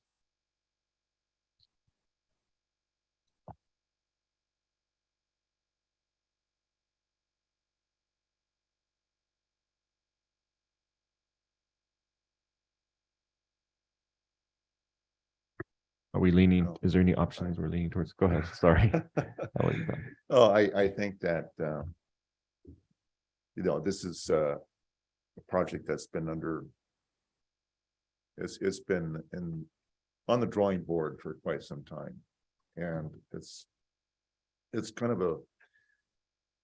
a project that it's making its own. Yeah, I know we've looked at cannabis projects before, but nothing I think of with these type of issues that come back, and it's gotten this far. I mean, it's getting closer. I mean, the undergrounding of the stormwater was a major issue, and I know we've talked about some of the other issues, the architectural part. I've made comments about that. It's on the aesthetics, the redundancy of it, it's greenhouse, it's a greenhouse, but it's low profile, it's like rhythmic in a way. I don't find it, I know it doesn't have a focal point, but it's like an agrarian greenhouse type of a look, which is, it shows form follows function in a way. I mean, I don't think the aesthetics, we need to revisit that, or I need to reiterate what my opinions were last time we talked about that. But in all the processing and with the timing of the DRC and the response, I think it's the applicant deserves more time. Now, how much more time, I don't know. And the PG&E thing is like a monkey wrench. I don't know if with the PG&E, how that affects really a planning decision. That's more like a means and methods for the construction. So I just those are my thoughts at this time. But I'm welcome what you guys think about it too. First of all, I guess the first paramount decision that needs to be made is whether or not to grant more time. And if your consensus is to grant more time, how much more time? Or not grant any more time? I don't know how you guys think about it. I think if we do grant more time, we know what time they need. It makes no sense to go anything less than 2 years. Because we'll just be reviewing this again in the same manner. Right? I mean, if the project's gonna move forward, they need 2 years extension. So the one thing that if I was to approve more time, it seems like staff has incompleteness. I'd like that more defined so that the applicant knows what they need to address. And then that way, I mean, within that 2-year time period, or as whatever the staff needs to address and give the applicant a more defined list of what the incompletenesses are and what needs to be addressed, then I'd like to see that if we're going to move forward, you know, so that the applicant at least knows what they need to do in order to address the issues that the staff is having. So that's just my thoughts. So I have a question for staff. So if we granted an extension 1 or 2 years, so will you be meeting with the applicant more? Or is it just going to sit on the back burner for a while, or what will the process look like? So the next steps after planning commission approval of an entitlement is typically a review by our engineering department. In this case, they'll need to submit a parcel map for review by the engineering department, as well as improvement plans for review by the engineering department. The issues of the incompleteness items, it is a tricky one, just because it's something that would typically be required of any application. But as we know, it wasn't present in the approved plans, some of the items, and then they're not here in the revised plans. So it's tricky. I think you could direct the applicant and staff to have those in the improvement plans, but some of them are, you know, landscaping and those types of things. We also have a water efficient landscape application. And then I think it would be important for the planning commission to identify anything that might, if making those amendments to address potential inconsistencies or incompleteness items, excuse me, were to make changes. For example, if it affected parking, how many parking spaces would you be willing one way or the other, so that we know and the applicant knows if changes are being made to address certain things or to address engineering items. At what point is the plan set not conforming with the planning commission's approved plan set? I think that's part of the something that we appreciate having direction on. When we looked at this quite some time ago, the aesthetics of the greenhouses, that wasn't an issue back then, and that's what was approved. Correct? Correct. It was not So addressed. I don't think, I'll just go down the list of items. You know, the parking, I don't have an issue with the parking. I think the parking is for manufacturing cultivating greenhouse based on the number of employees. I think the parking is adequate. The aesthetics is adequate. They've undergrounded, they've shown the accessibility, pedestrian accessibility around the buildings, correct? Yes, that's correct. Okay, so those should not be issues. Mhm. So, what am I missing here? Some incomplete items. It was mentioned testimony of Mr. Coates that the landscaping was identified. There is an identification of the landscaping, but it's that one symbol represents multiple species, and the species proposed don't necessarily reflect the sizes and variety requirements of the code Okay, so there sections. could be some additional clarification there. Sure. But I think those items have been addressed. And in terms of time, 2 years. I'd like to see this project get underway, really. I mean, if 2 years is the time to see some progress made and not revisit some of these issues that we've agreed upon in the past with those original conditions. I mean, that's the way I want to proceed on this. Yeah, I agree. I agree with the 2 years, and my concern is how will issues not keep coming back? You know, it seems like every time we have a meeting on this, there's always new issues. So what needs to happen so that all the issues are ironed out, and you just need more time to work with the applicant? I guess that would be my question for staff. So it kind of depends on the direction from the planning commission tonight.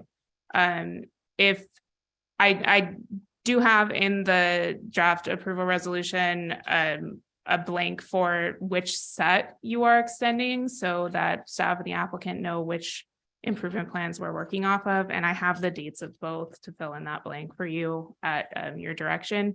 But it would be, unless you wanted us to come back before the planning commission again, which I don't know that that is what you want. It would be working with the applicant at the improvement plan stage, and they would work with our engineering team mostly for that, to correct items to make sure that the improvement plans can be approved, but it wouldn't come back before the planning commission unless that's something you're telling us to do.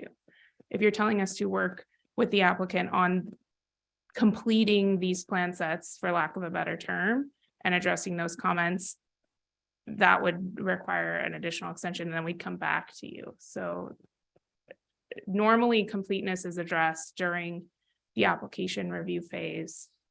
And we wouldn't bring an incomplete item to the planning commission, but that obviously wasn't the case in the past when this was originally approved. Would it be helpful, Eva, to get consensus on some of the laundry list of items Yeah, I think that I mentioned, like what about aesthetics, parking? Any issues from my fellow commissioners on that? No. I think there's adequate parking. I mean, it was stated 275 spaces were going to be available. And according to the applicant's employee, was at 192. I mean, that's plenty of parking, I would see. So I don't have any issues with the parking. There was some statement about bike parking. There was only 13. there's no bicycle parking No bicycle number. There are spaces, areas, I would say, identified for bike parking, but there was no number given. So that could be something helpful for the planning commission to tell us and the applicant how many bike parking spaces you'd like to see in those areas. We don't really have anything to go off of, but Was it ever requested for the applicant to provide a statement of operations?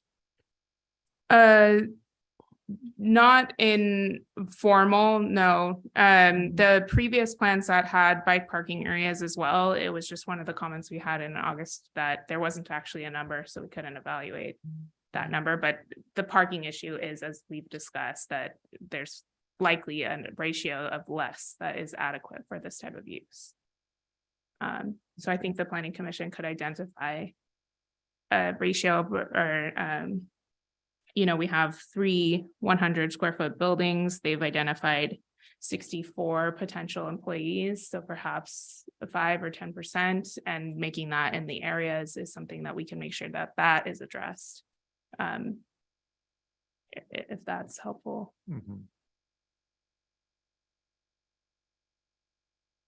I think during the staff report too, you mentioned something about guard shacks or security. Yes, there are two small guard shacks identified on the plans. Let me see if I can back up and circle them. We don't have any details from the applicant in either plan set. One is here and one is here. These are security details. So if you had any direction on what those would look like or a setback distance from a building or anything like that, we could make sure with the applicant that those are meeting a requirement that the planning commission might have for them. But we don't have any details on those to adequately discuss them.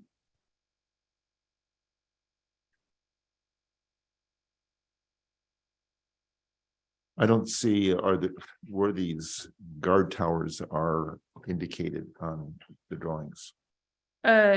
So perhaps here, it's not on this sheet. I don't think they are labeled in the plan set as guard shacks, but we don't have elevations or setbacks to them. One is here at this entrance gate, and then at And this they're not entrance shown on gate. the elevations? They're not shown on the elevations currently. Okay. I think that would be an item that should be completed. They should be shown on the elevations. If that's an omission.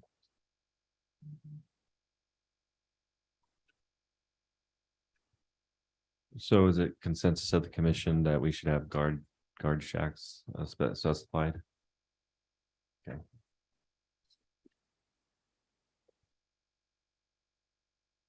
So I think we're okay in the parking. Okay, I the was- aesthetics, I was good with with the parking. exception of the guard shacks, I mean, the guard. I don't think that was correct vernacular for that, guard towers. Guard shacks. Oh, boy. So I believe another issue that was brought up was square footage not being clear. So could you help us understand what you need for that? Sure, we don't really need anything on this item. It would just be that if this was a new plan set, we would have asked for the consistency in the plan set. I think that these three buildings have been identified as square footages, whether that square footage included the guard shacks or not, they'll be addressed. It's just in our review, we pointed out things that we would have typically asked for as a completeness item to clarify on plan sets, but we're in a unique situation of it not really being in a completeness review. So I think that in the final plan set, whatever it may be with building and with engineering, all the square footages will have to be consistent. I don't think that there's something particular the Right. planning commission needs to The address square on that. footage is, I agree, should be consistent.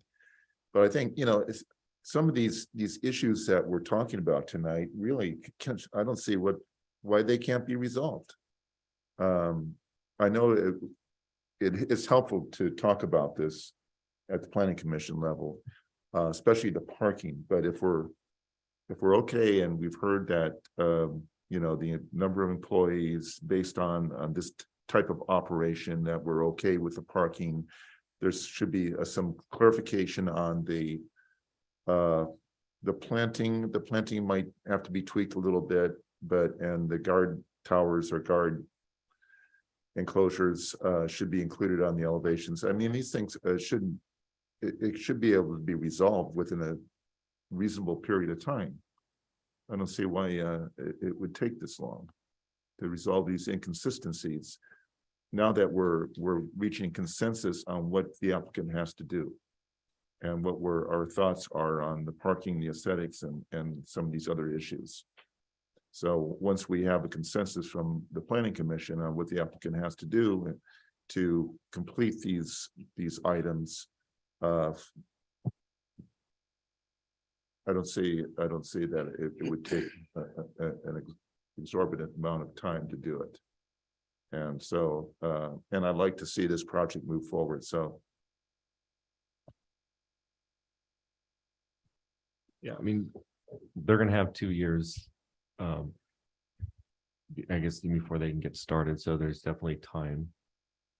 I just want to make sure that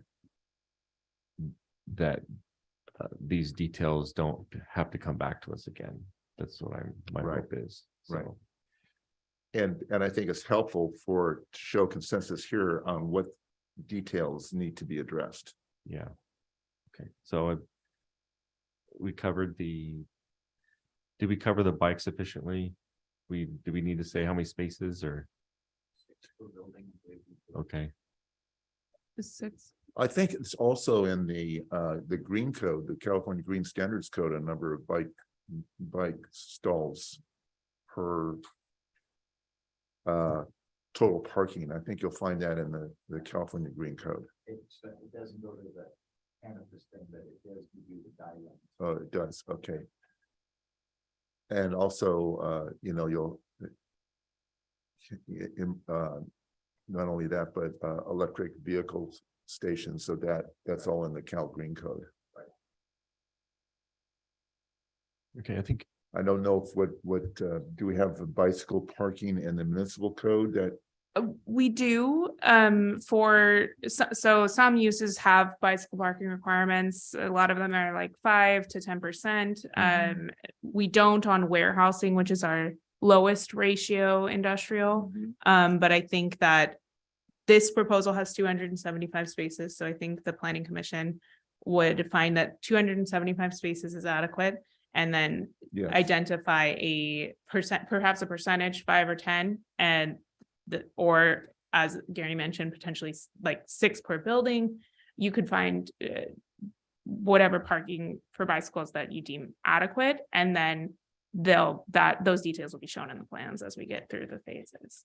But I think it would be helpful to have either a specific number or a specific percentage of that 275 that we can use when we're evaluating the bike parking when the details come in. Mr. Chair, may I ask the applicant a question? I think Gary, you said you looked into the Cal Green Code on the number of bicycle parking requirement for, did you find anything on? We did, and and I think Eva is kind of mentioned it. On campus, it doesn't go in there, but the closest we could find, which was more of a packing type of facility, it was anywhere from, in this size of building, it would be 6 per building. It was a total of 18 spaces if we use the most intensive to that kind of a use. So I think in using that, it's between that 5 and 10% number, as Eva had mentioned. And that's acceptable to us. I mean, we don't have any issue with that. We've got areas set aside that can accommodate that number. Okay, thank you. You bet. another issue that came up was EVA. So are we fine with the EVA that was on the plan? That definitely is, are you addressing EVA?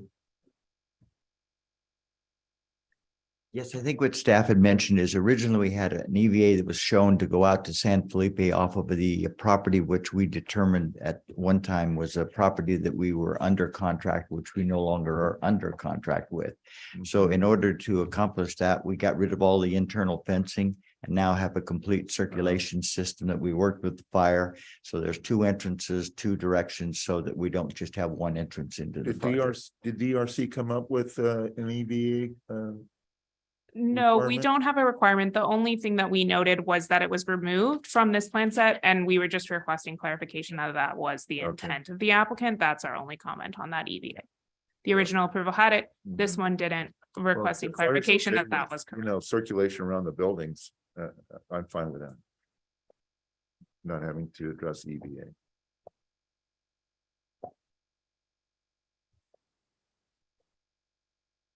Okay. I'm not seeing any other issues that, maybe we need to discuss.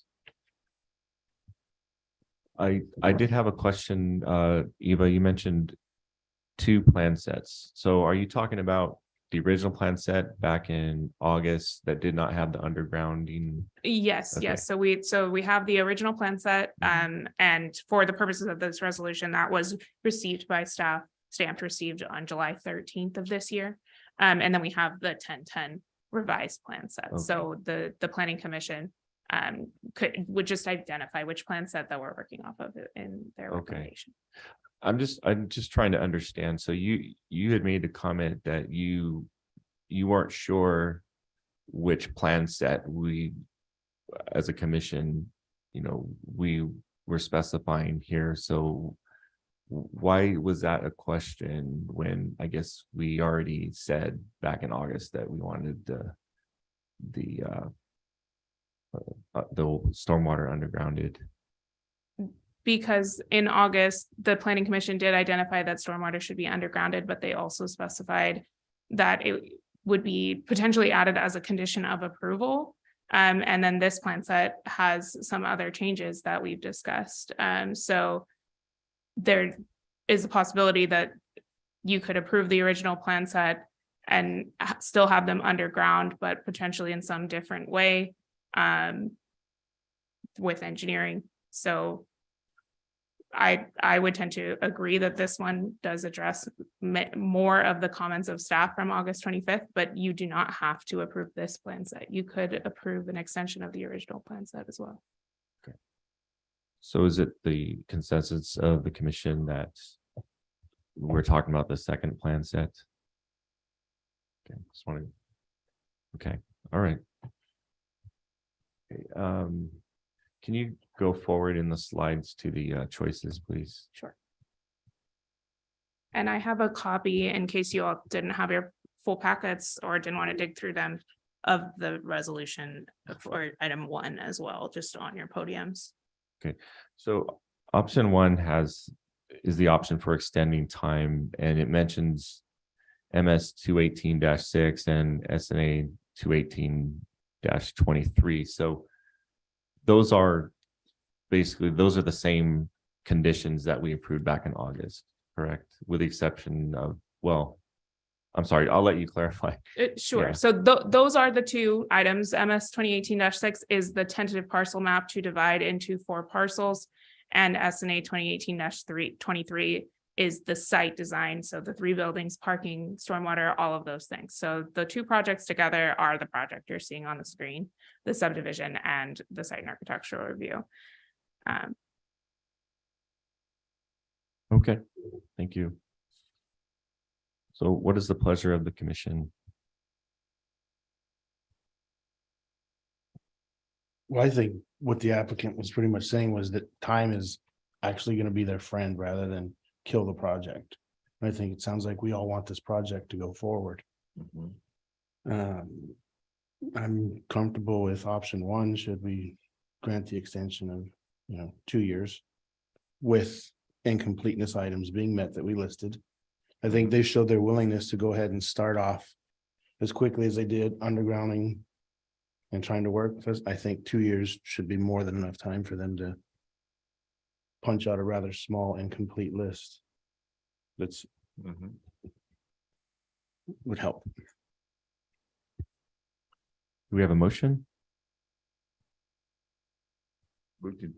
Are you making that a motion? You know how to work it.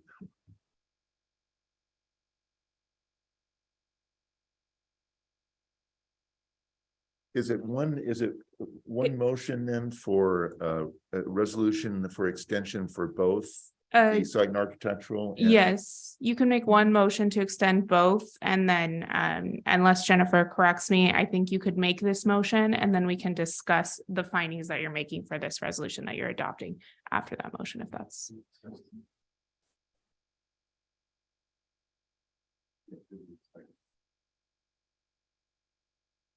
I would just insert, so just read number 1 if that's your choice, and then just insert after an extension of time, just say of 2 years, if that's what you're trying to accomplish.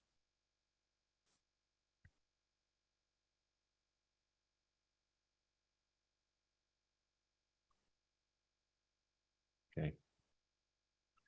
Anyone else want to make the motion?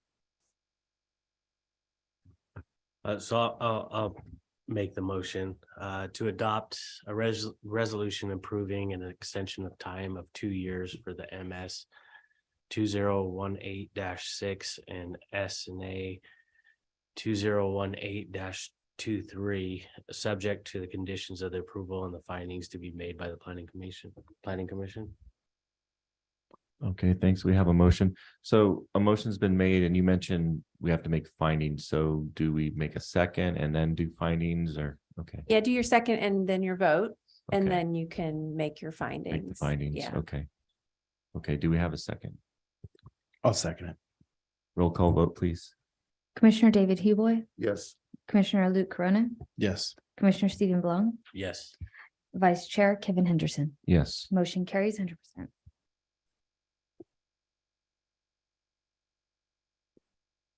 So as far as findings,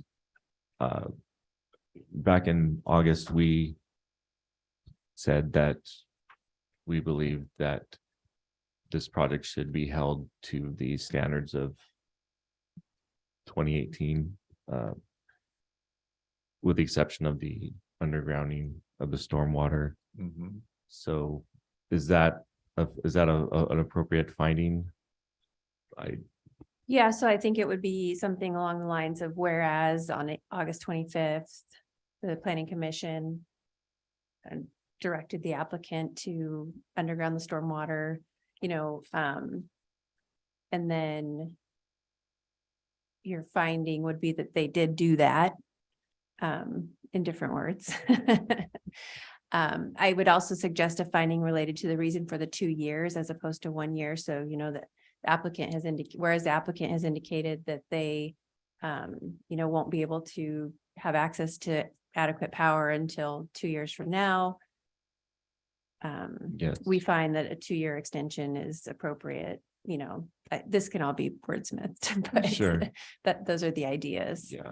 I believe what you said is consistent with With weight. what we would like. Any other findings that? There may be something related to the inconsistencies in the plan set, so, whereas there was a limited amount of time to prepare the modified plans. Planning Commission finds that, prior to the expiration of the SNA or something along these lines, you would, the applicant would correct the inconsistencies identified by staff at the December 15th meeting.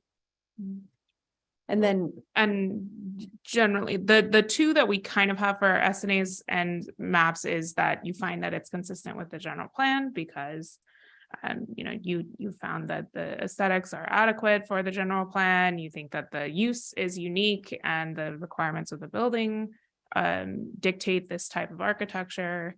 And then that you find that the circulation has been addressed in the October plan set. And that, as Jennifer mentioned, potentially, whereas you find that the timing wasn't allowed to address the all of the inconsistencies with the code in the 1010 plan set, that with minor changes that will be addressed at the improvement phase, it will be consistent with the code. And I wasn't writing that down, but we can work through it together and I will write. No, I like the way you said that. No, I You can agree. check the I recording. think that, 2 years, to address these comments that we've reached consensus on. Parking is adequate. The aesthetics was originally approved and is acceptable. With some minor, the plans do need to show, be updated to show the guard towers, the aesthetics. That 2 years would also give the applicant enough time to respond to the DRC, that comments that came relatively late in the process. And I think there was also some clarification on the landscaping. We'll make sure it's drought tolerant and that type of thing. And the bicycle parking would be like 5 to 10% of the, or actually, what do we agree upon on terms of bike parking? 6 per building. 6 per building. So 2 years should be enough time, and then PG&E, when PG&E gets on board, they should be able to get going. Those are my findings. I believe we have our findings. Perfect. Thank you. As long as Eva got them. Yes. Okay. I mean, it's not like I don't like, I mean, it's not like I don't. I enjoy you coming to our meetings, Gary, but I think you need to be on a recess, okay? You need a break. Yeah. Happy holidays. Okay, so this is and I'm just gonna confirm on our be it further resolved, this is a 2-year extension, which will Correct. be through December 15th of 2024. And this will be for the October 10th, 2022 plan set that was received by the planning division.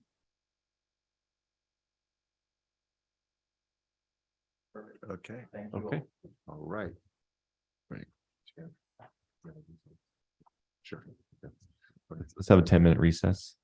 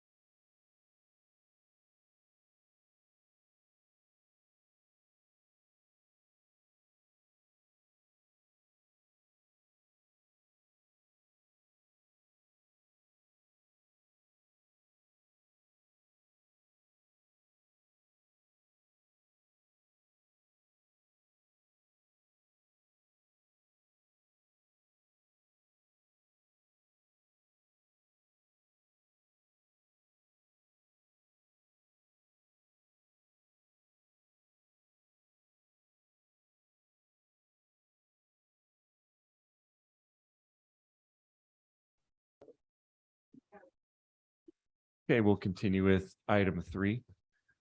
Zoning ordinance amendment 2022-3. Do we have a staff report?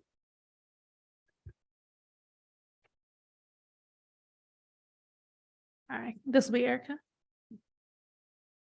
For a little bit of background, on November 17th, 2022, the planning commission reviewed some recommendations by staff as part of the overall zoning ordinance overhaul that we're undertaking.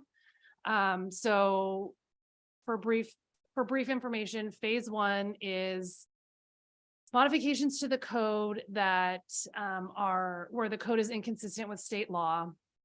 Phase 2 is supposed to be a complete overhaul of our site and architectural review chapter. And then phase 3 would be the rest of the zoning ordinance. It will all get redone. When we were, so what staff did was we brought a portion of phase 2. So we were calling it phase 2A for review by the planning commission at November 17th.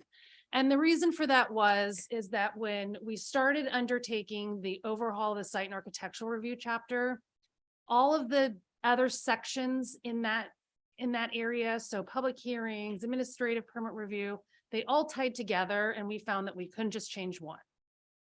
But at the same time, we're having a number of issues that staff is facing right now, and we needed to do something now that gives us more time to do the other part of phase 2. So now phase 2B, which is going to take a significant amount of time. So it can't be done in a week. It's going to take a lot of time.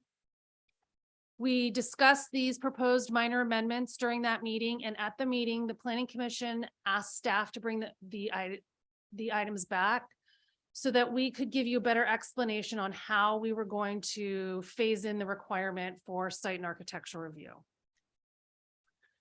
So for site and architectural review, that section of the zoning ordinance, staff is recommending a modification to now require a site and architectural review for all single-family developments that are 3 or more dwellings. The way that it works right now is all multifamily projects go to the planning commission for review. And for single family, the code says R1, but previous directors and staff took that to mean all single family. So even if it's single family in a different zoning district, it was still not, a site and architectural review was still not required. For example, west of Fairview is zoned west of Fairview residential, and none of those single family projects came before you, even though they're technically not in an R1 zoning district. We were recommending that this to be done for clarity, number 1, but number 2, also that staff can start looking at the design of single family dwellings. The way the process works now is if I'm a single family residential developer, I'm apply for my tentative map. The planning commission looks at the map, which is just a layout of the streets and the lots. And then when I'm ready, I apply for a building permit. So staff doesn't get to see the design of the project until the building permit phase. And what we've been noticing is that there's a number of issues that arise during the building permit phase, and we are limited in what we can do at that because it's a ministerial review for a building permit. And also we're seeing a number of developments where the residential dwellings really lack articulation. They're not designed well. They're not of a caliber that we'd like to see in the city. So that was part of why we were recommending the amendment to that site and architectural review chapter. The way that we're going to differentiate site and architectural reviews is if you have already approved a tentative map, then that design review would just be a staff level. And that's a much faster review than planning commission, because obviously we don't need time to write a staff report, the noticing requirements that go along with a planning commission meeting. So that review is quite shorter than a planning commission review. So with this proposed change, an applicant could combine the site and architectural review with the tentative map, and if they had a planned development, so they would just have one review and be done. They could also just apply for a tentative map and then request their site and architectural review later. That gives them more time to work on their design. And the tentative map obviously can have a longer life with extensions. So if they, oh, sorry. And just a bit of a reminder, a requirement for design review of single family is actually quite common. We are one of the only cities that do not require it. As you can see on this chart, and we discussed before, the only city I could find that didn't require design review was Salinas, but they still required an application to planning where they looked at plot plans. So what staff is recommending is that you waive this new requirement for anyone that's applied for a building permit prior to the effective date of the ordinance. And obviously, even if you made a recommendation to the city council tonight, this ordinance does not take effect for quite a while. It has to go through 2 readings at city council, and then there's a period before it becomes effective. So there's a window before this takes effect. So if anyone has applied for their plot plan or master development plan at the building permit phase prior to the effective date, they get to keep going through that process. But if they let it expire when they're ready again, that, you know, could be 5-10 years down the road, we don't know. They then have to comply with the requirement. But this does give a period of time where people can apply now to avoid this new requirement. So instead of just telling you what we're recommending, we've also added language to we've amended this section further from the previous review to add new language that says, for single family residential developments that have applied for a building permit for a master development plan or for construction of the dwellings prior to the effective date of the revised ordinance shall not require a site and architectural review.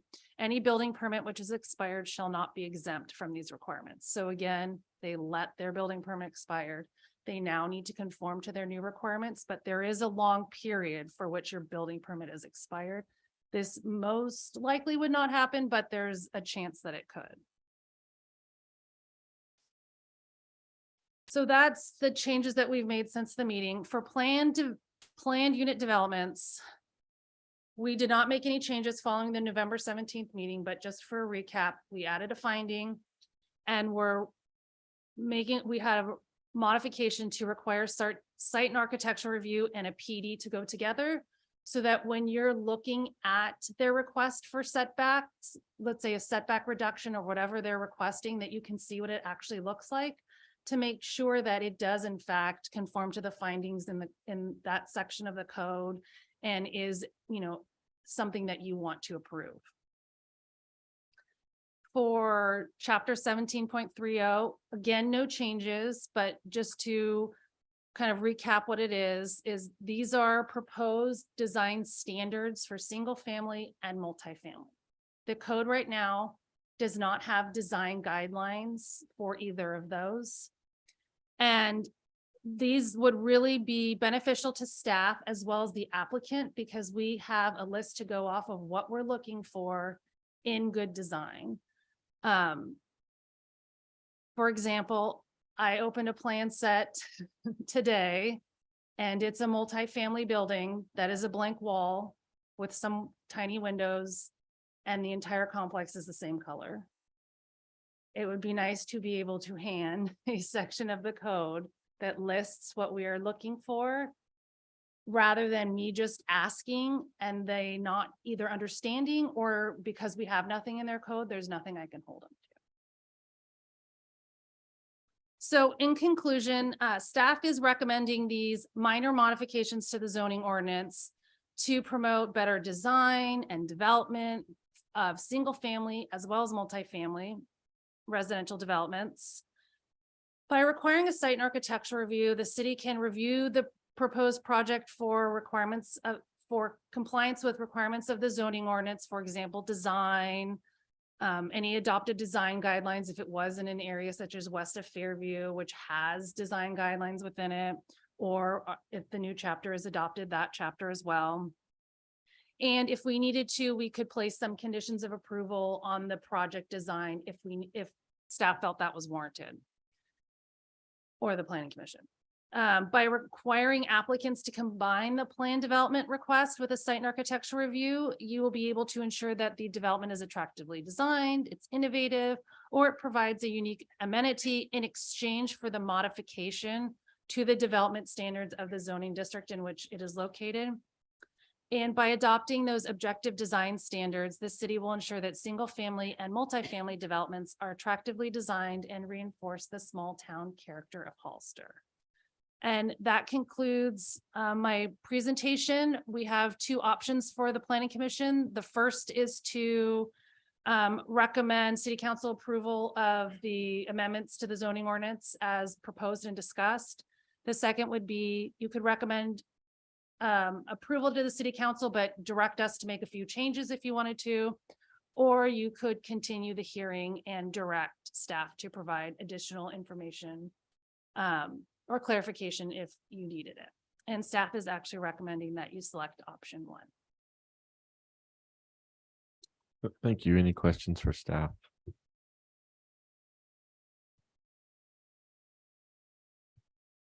had a question. Do other cities have design guidelines, as you stated? So yes, some are contained in various areas, either a general plan, a specific plan, a standalone design guidelines document, or within the zoning ordinance. So it varies from city to city.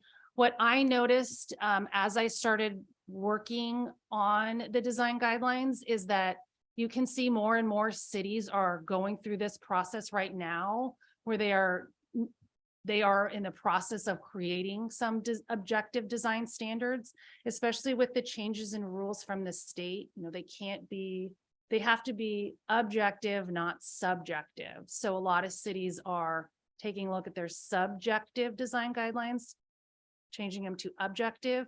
And then just to help staff in this area, a lot of cities are now adopting objective standards. So because it's new, cities are doing this slowly. Obviously, it takes staff time, but I think more and more cities, you know, in the next year will also come online with this. But I've seen a lot of cities that have recently adopted it. A lot of cities are working on them right now, and I anticipate more will be heading in this direction.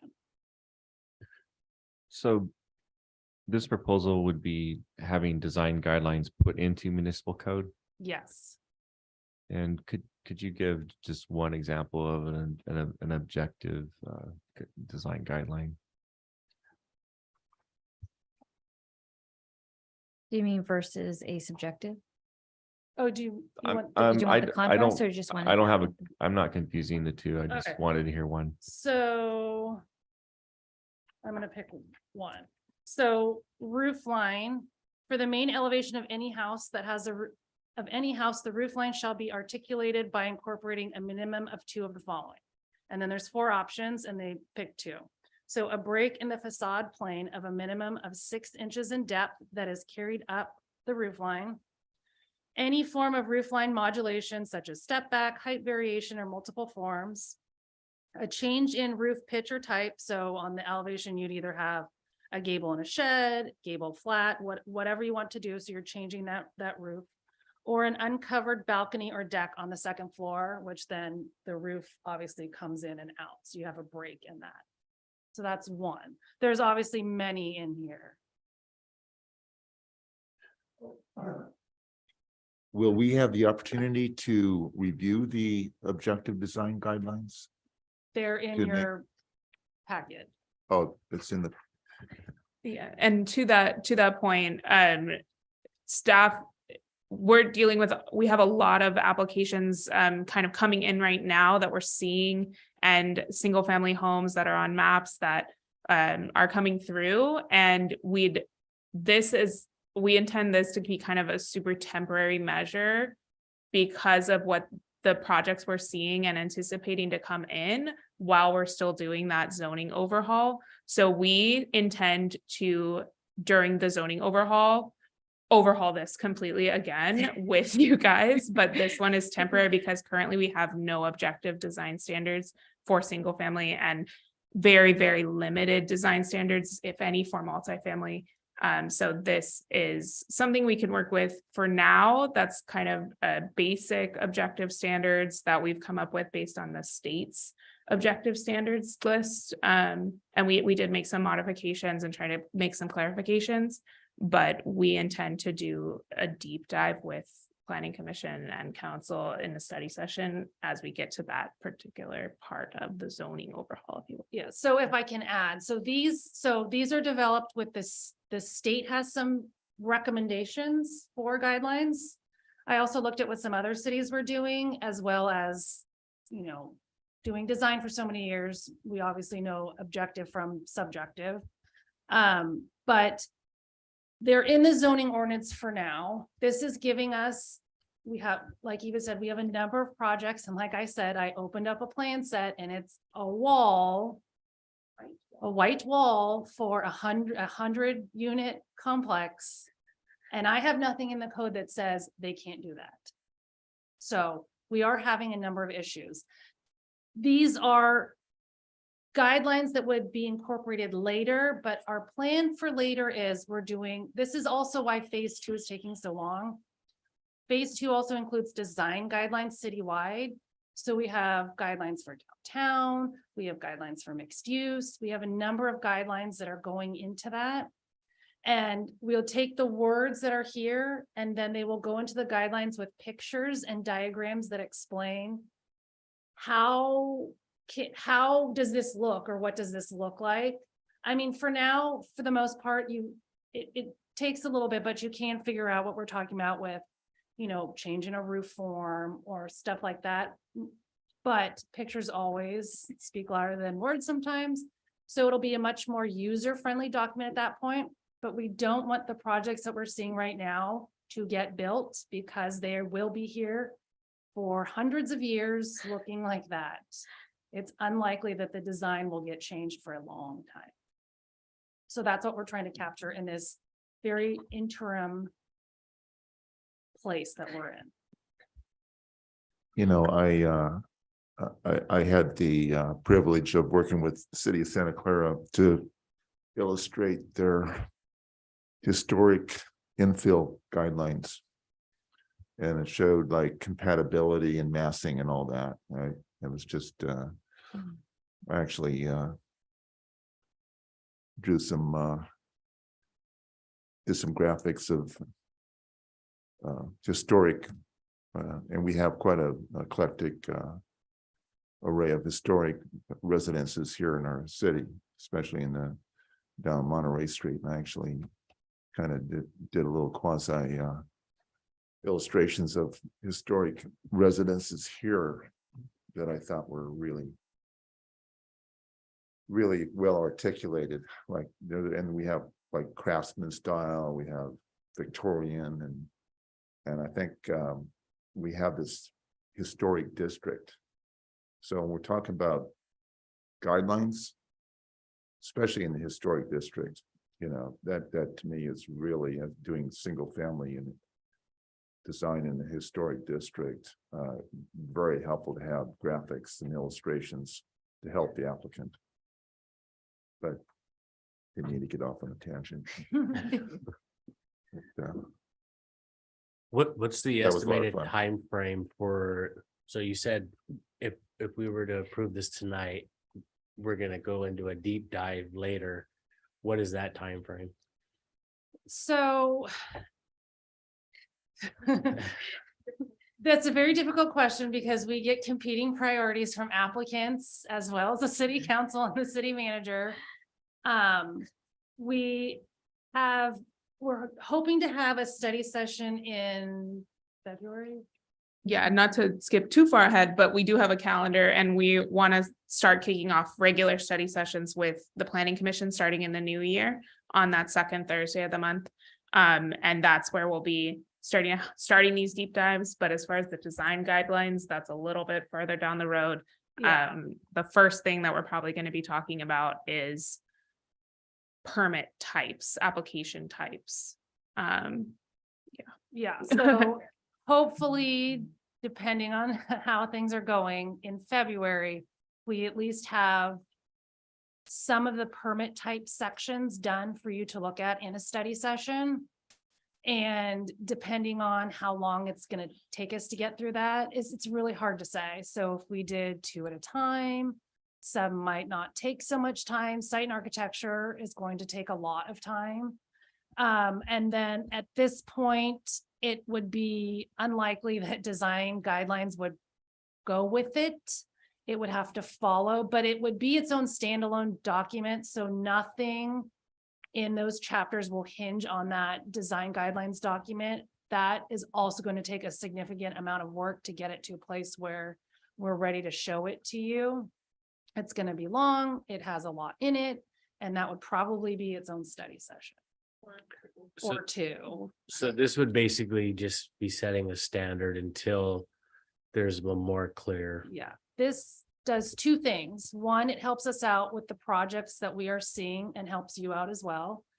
And two, it's establishing a standard moving forward. So then when those design guidelines come in, it's not so much of a shock, let's say.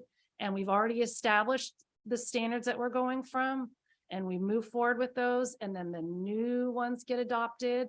And, you know, we're not catching up projects in anything. They're all, you know, aware of what we're doing.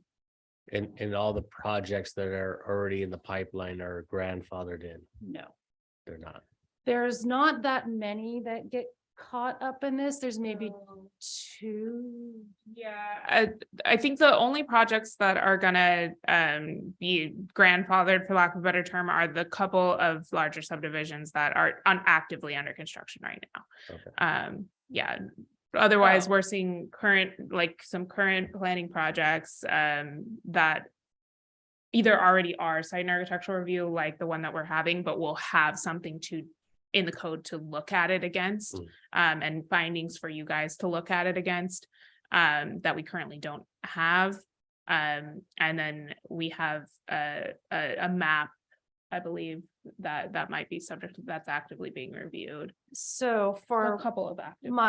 for my example project, they just came in for review. They have to make modifications anyways, but I can say the planning commission said, yes, we would like you to use this as a template for your redesign. So it helps us with that, and we're not catching any, it's not a project where I'm taking them to you at the next meeting. They're very preliminary.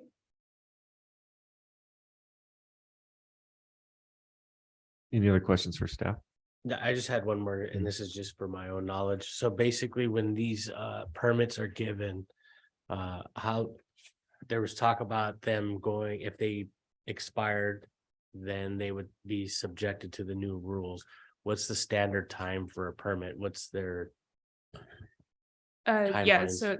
so I could be wrong, but I believe that the initial building permit is given 180 days, and then they get extended as inspections happen as well. So I believe, like, if you have a year or what is that, 6 months, in 4 months you have an inspection, and then it's not 2 months, that inspection prolongs it. So they kind of, as long as you're actively working on building permits, they keep extending themselves under the rules of however building permits work. It's unlikely that anyone would let their building permit expire for a residential subdivision. I mean, it's been known to happen, but it is very rare because the permit fees are quite high. So it behooves them to not let a permit expire. They'd have to apply again and pay all those fees again. Yeah, I can't think of a project, but it would potentially, there might be a project that has what we call a master plan.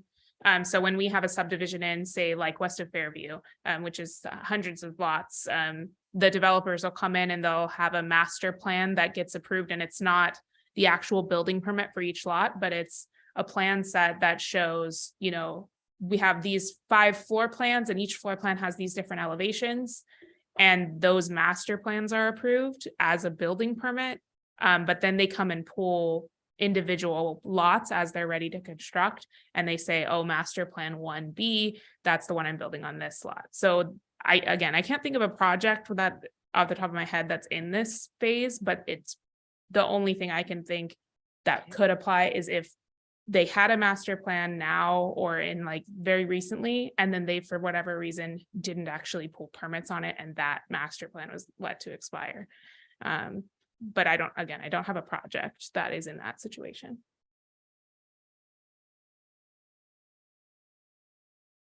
I think we're ready for public comments. at 8:56. I have no speaker cards and I have no attendees left in the digital audience, so we're good. Okay, we'll close the public comment. Right, so what was the pleasure of the commission? I think we would be leaning towards option 1. So you would just read if you want to make a motion, you just read it, basically. I'm comfortable with moving forward with the motion for option 1 to adopt a resolution recommending city council approval of amendments of section 17.24.190 site and architectural review in section 17.24.240 plan development permits and the adoption of chapter 17.26 residential design standards. Okay, we have a motion. We have a second. I'll second the motion, Mr. Chair. Thank you. Any further discussion? Okay, all in favor? Aye. Aye. Aye. Aye. Motion passes 4-0.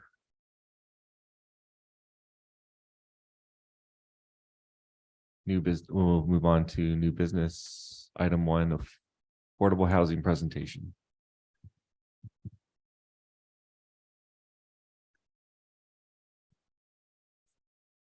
If either way, if you'd like to sit here or you can use the thing. Just a quick introduction, Jamila Saka, our housing programs coordinator, is here tonight. And this is in response to, at I believe the last meeting, November 17th, the Planning Commission requested just kind of an overview. There were some questions about affordable housing on that meeting. And so Jamila's here to just kind of give a general overview, not related to any particular project, about affordable housing. So take it away. Thanks, Jamila. Perfect. Quick question. Before I used to point that direction, is it still? I'm just going to test it real quick. Okay. I was like, it's been a while. Good evening, Planning Commission and staff. Like she said, my name is Jamila Saka and I am the Housing Programs Coordinator for the City of Hollister. So I work within the Development Services Division. Just like she stated, this was a request at last month's Planning Commission meeting to provide an informational report about some basic understanding about affordable housing. So tonight I'm going to briefly discuss affordable policies and guidelines, discuss definitions and provide examples. And then lastly, I'll provide some housing tools and future policies that we will be adopting. So currently one policy established is the housing element. The housing element, which is part of the general plan, requires all governments, cities, and counties to adequately plan to meet the future housing needs of everyone in the community. The City of Hollister will be working on our next housing element, and when adopted, will serve as a blueprint from 2023 to 2031. Written within the housing element is a term that we will learn about tonight, if you aren't aware of, is the term regional housing needs allocation, or they shorten it to say RHNA. So you may hear in the future us use that term RHNA. The State Housing and Community Development provide each county a regional housing needs determination based on the projected future community housing needs. With the assistance of the San Benito Council of Governments, the regional housing needs is then the determination number is then split up amongst the 3 jurisdictions within San Benito County. The assigned regional housing needs allocation is then broken down into these specific income categories. And so you'll see where it's written area median income, or we will abbreviate it a lot to say AMI. And so the main ones that we'll be talking about tonight that you'll see a lot in the future are these ones, which is acutely low, which is 0 to 15% AMI or area median income. And I'll go into more specific definitions of AMI. There's next extremely low income, 15 to 30% of AMI, very low income, which is 30 to 50% of AMI, low income, 50 to 80% AMI, moderate income, 80 to 120% AMI. And then lastly, there is above moderate, but I just won't be describing that this evening. So the percentage breakdown does not change, but the area median income may, and that's what I'll be discussing next. So the California Department of Housing and Community Development, or you'll see for short HCD, publishes a federal and state income limit annually. So in very, very short terms, AMI is based on an extensive technical methodology, which assesses a 5-year median income estimate against changes in CPI inflation for specific regions.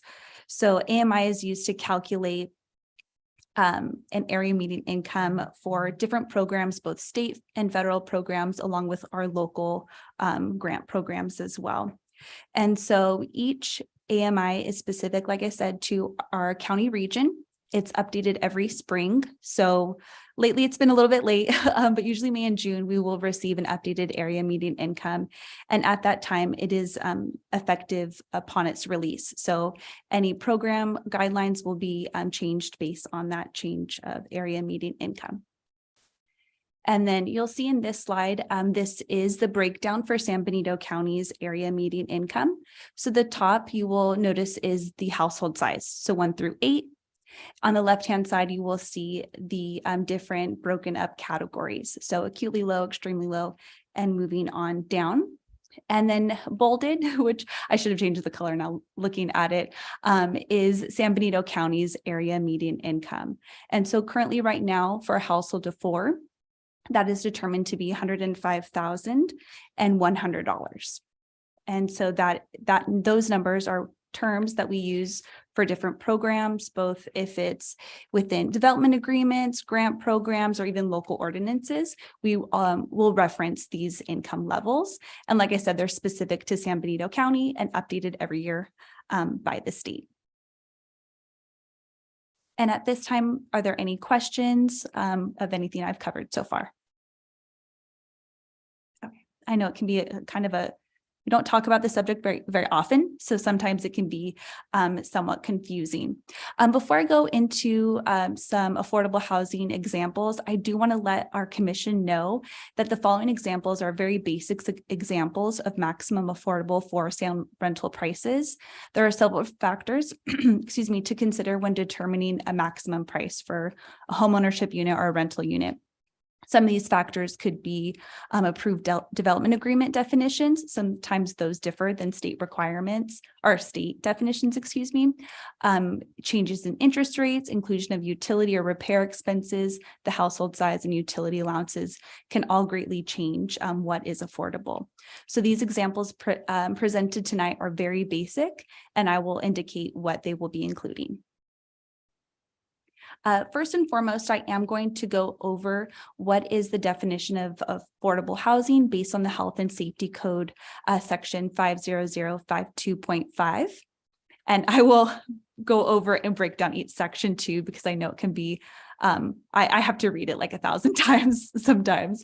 So for a moderate income household, the affordable housing cost shall not be less than 28% of the gross income of the household, nor exceed the product of 35% times 110% of the area median income based on the household size.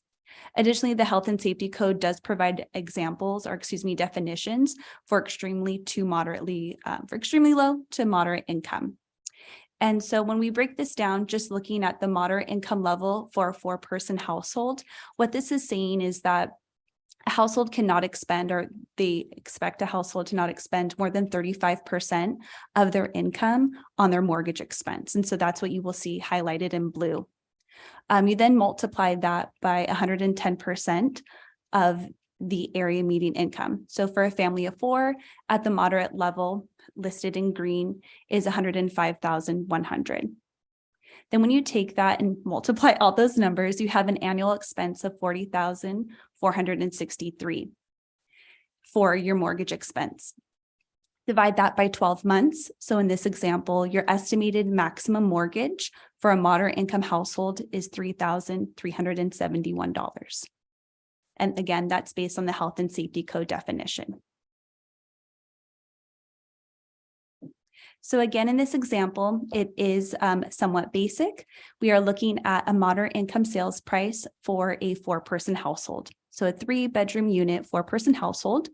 This household has a moderate income level of 110%, so at approximately 115,000.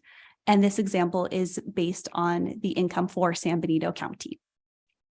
Using the interest rate that was present at the time with Cal HAFA, it's 6.8%. This household example provided a 5% down payment, the 30-year fixed rate loan, and this includes items like your property tax or mortgage insurance, homeowner insurance, but does not include any utility or repair expenses. So when you use the state definition and calculate all of that with the bedroom cost, their interest rates, the estimated maximum moderate sales price is $448,000. And again, that will break down to roughly a mortgage of $3,371. The next example, really all that's changing in the example is the interest rate and the household's down payment that they provided. So in this example, the interest rate is 8%. And now the household only provided a 3% down payment, but nothing else has changed in this example. The purchasing power of this household at the estimated maximum mortgage is $398,000, still saying that their maximum mortgage expense is $3,371. At this time, I do like to pause and ask if there are any questions or anything that I can go into more detail with.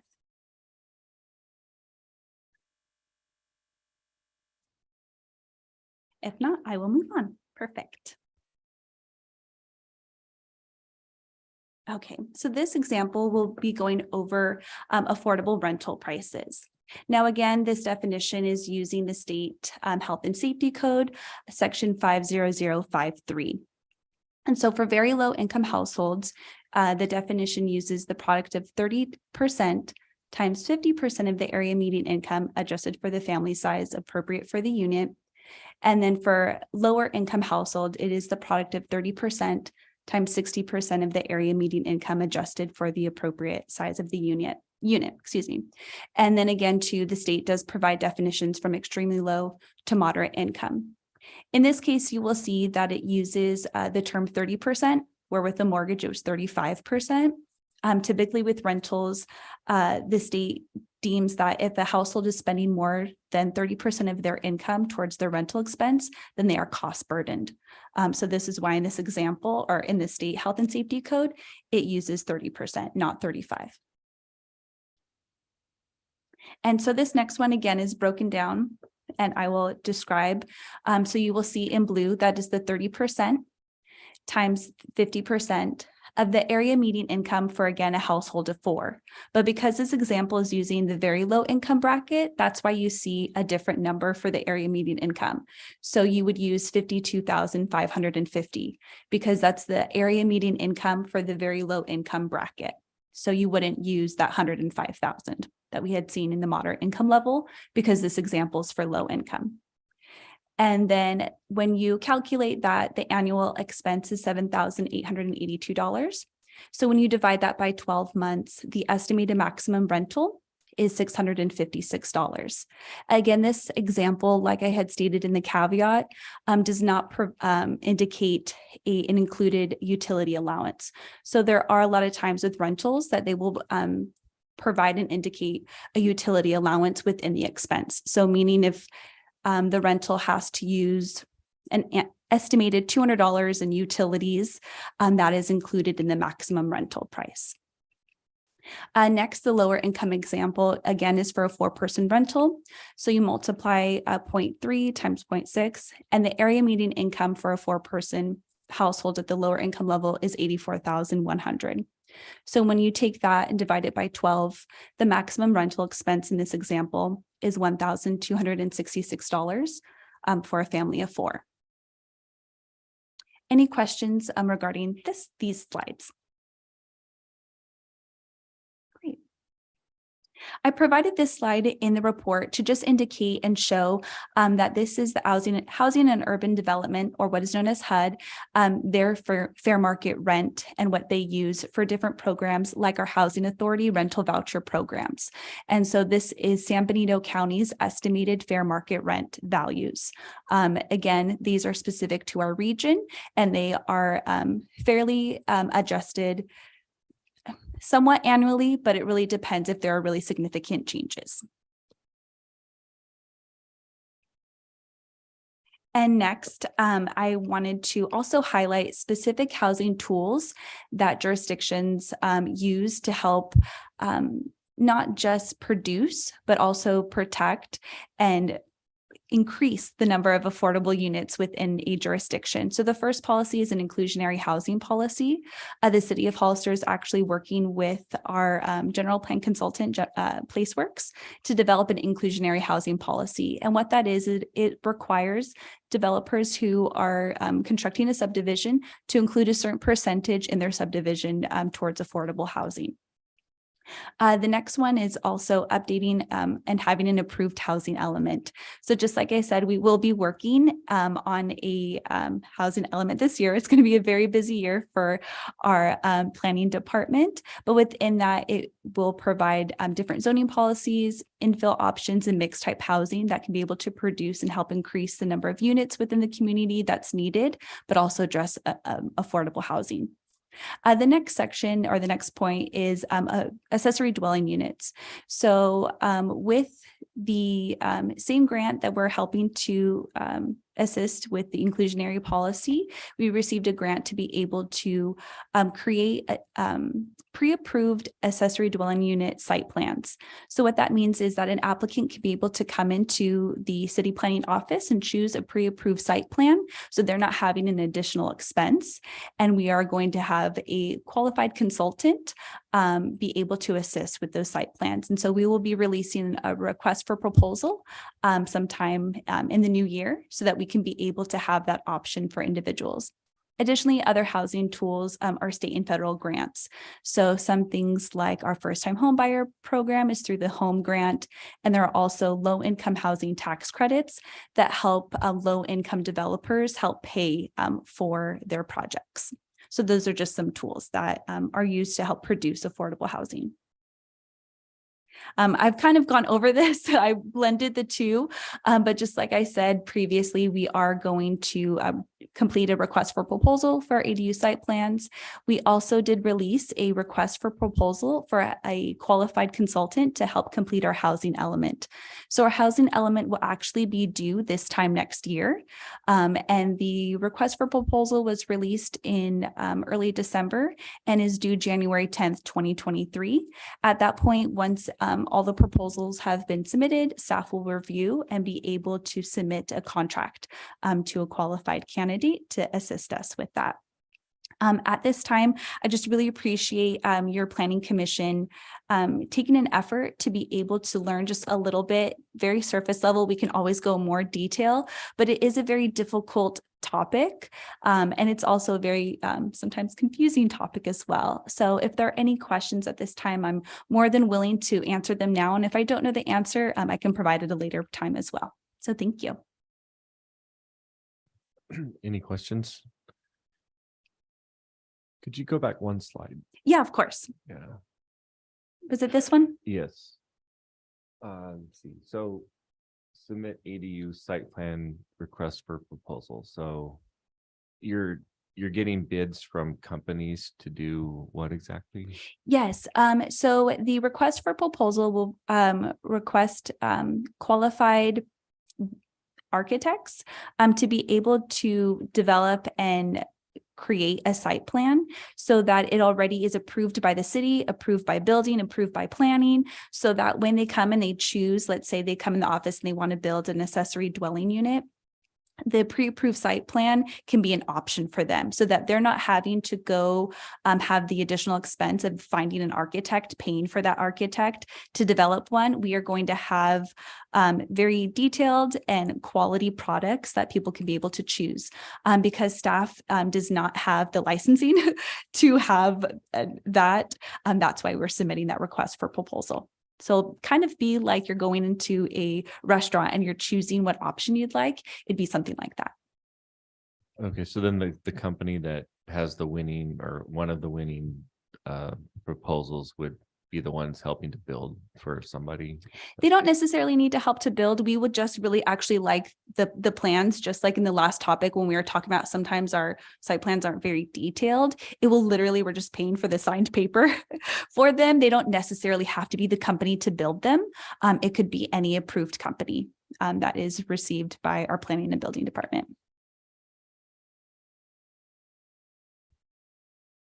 Any other questions? All right, thank you. Thank you, guys. Okay, we'll move on to new business item 2, City of Hollister 2023 Planning Commission calendar. Good evening, Planning Commission, Senior Planner Amber Cameron. So the item before you tonight is, as mentioned, the City of Hollister's 2023 Planning Commission calendar. Recently, staff has been getting many inquiries from the general public as well as potential applicants about upcoming meetings, and we felt that it would be appropriate to provide the upcoming year's calendars in advance notice, so the general public, the project applicants, and the Planning Commission are aware of the regularly scheduled meetings as well as the potential scheduling of any study sessions. Within your packet, you'll be able to see that this particular calendar, we tried to demonstrate when the regular scheduled meetings for the Planning Commission would be. They were listed in blue. Those typically take place every fourth Thursday of the month. Sorry, it looks like. Are you supposed to be showing a calendar right now or? I don't. Oh, okay. I think we could pull it up. We have it in the file. So every fourth Thursday. And then for the green that will be displayed, that is scheduling of potential study sessions, and that would take place on every second Thursday of the month. Red was put in there as the observed holidays that the City of Hollister follows. There was a second attachment that was provided. This is the City of Hollister's observed holidays. We also wanted to note that in the month of July, typically this is when City Council will establish a resolution that is basically says that the city is on a legislative recess. So there's no business that occurs with the City Council, commissions. So we do anticipate that that will again take place this year. It typically is a resolution that is approved at the beginning of the year by the new council. So we anticipate it either coming at the end of this. Sorry, it will have to be in January because it's the next City Council meeting. So it will be sometime in January.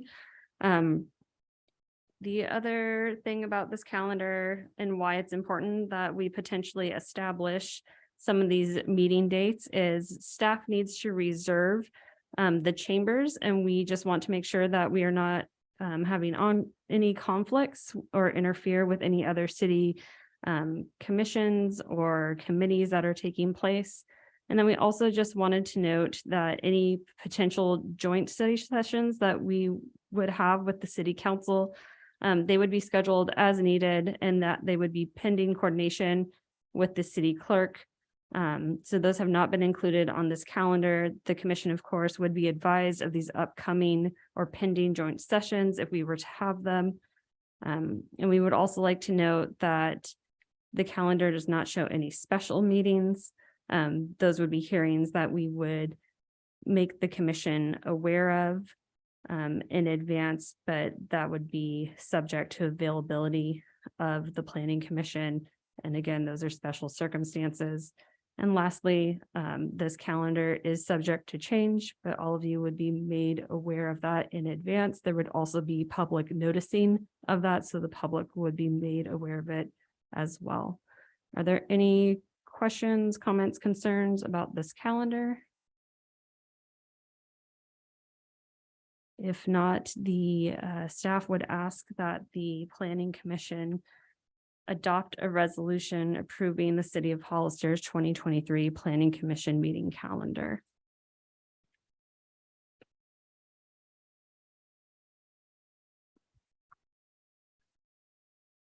Unless anyone has a issue, I invite someone to make a motion to approve. I just had a question on the study sessions. So I know the planning commission meetings are in person. Can those be done via Zoom at all or? I believe the answer is no, with the caveat that we would have to follow the government code rules or the Brown Act rules for Zoom. So it wouldn't be, you'd just be able to Zoom, but technically in the Brown Act, you can Zoom if you make yourself available in a public space and the public is notified of that space. So short answer, no, with a technicality. Yeah, those laws are actually changing in the new year. But it's essentially the same answer, no, but there are exceptions. So if you ever needed to attend remotely, if you coordinated with staff and the city attorney in advance, we could probably make it happen, but only one person, not the whole commission. Got it.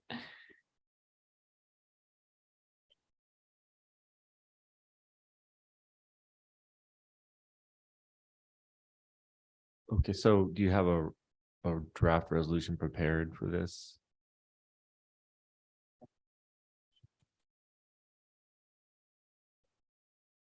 Was it not in here?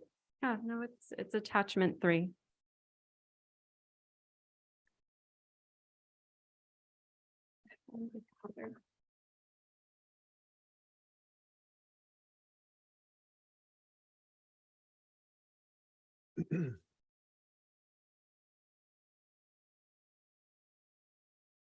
What would the number be? I have assigned 25 to the item regarding right 13 and 26 to the zoning amendment. So this would be 2022-27.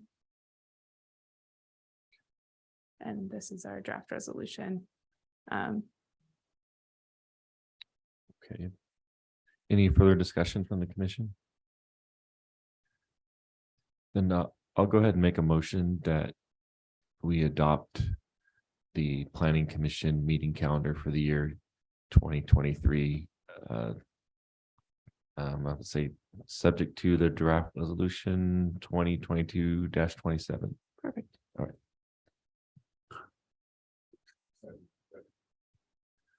I'll second the motion. Thank you. We have a motion, a second. Any further discussion? Okay, all in favor? Aye. Aye. Aye. Resolution passes 4-0. Moving on to old business. I do not believe I have any old business. Okay. Planning department reports. Nothing to report at this time. Thank you. Planning commission reports. Anyone on the commission have something they'd like to report?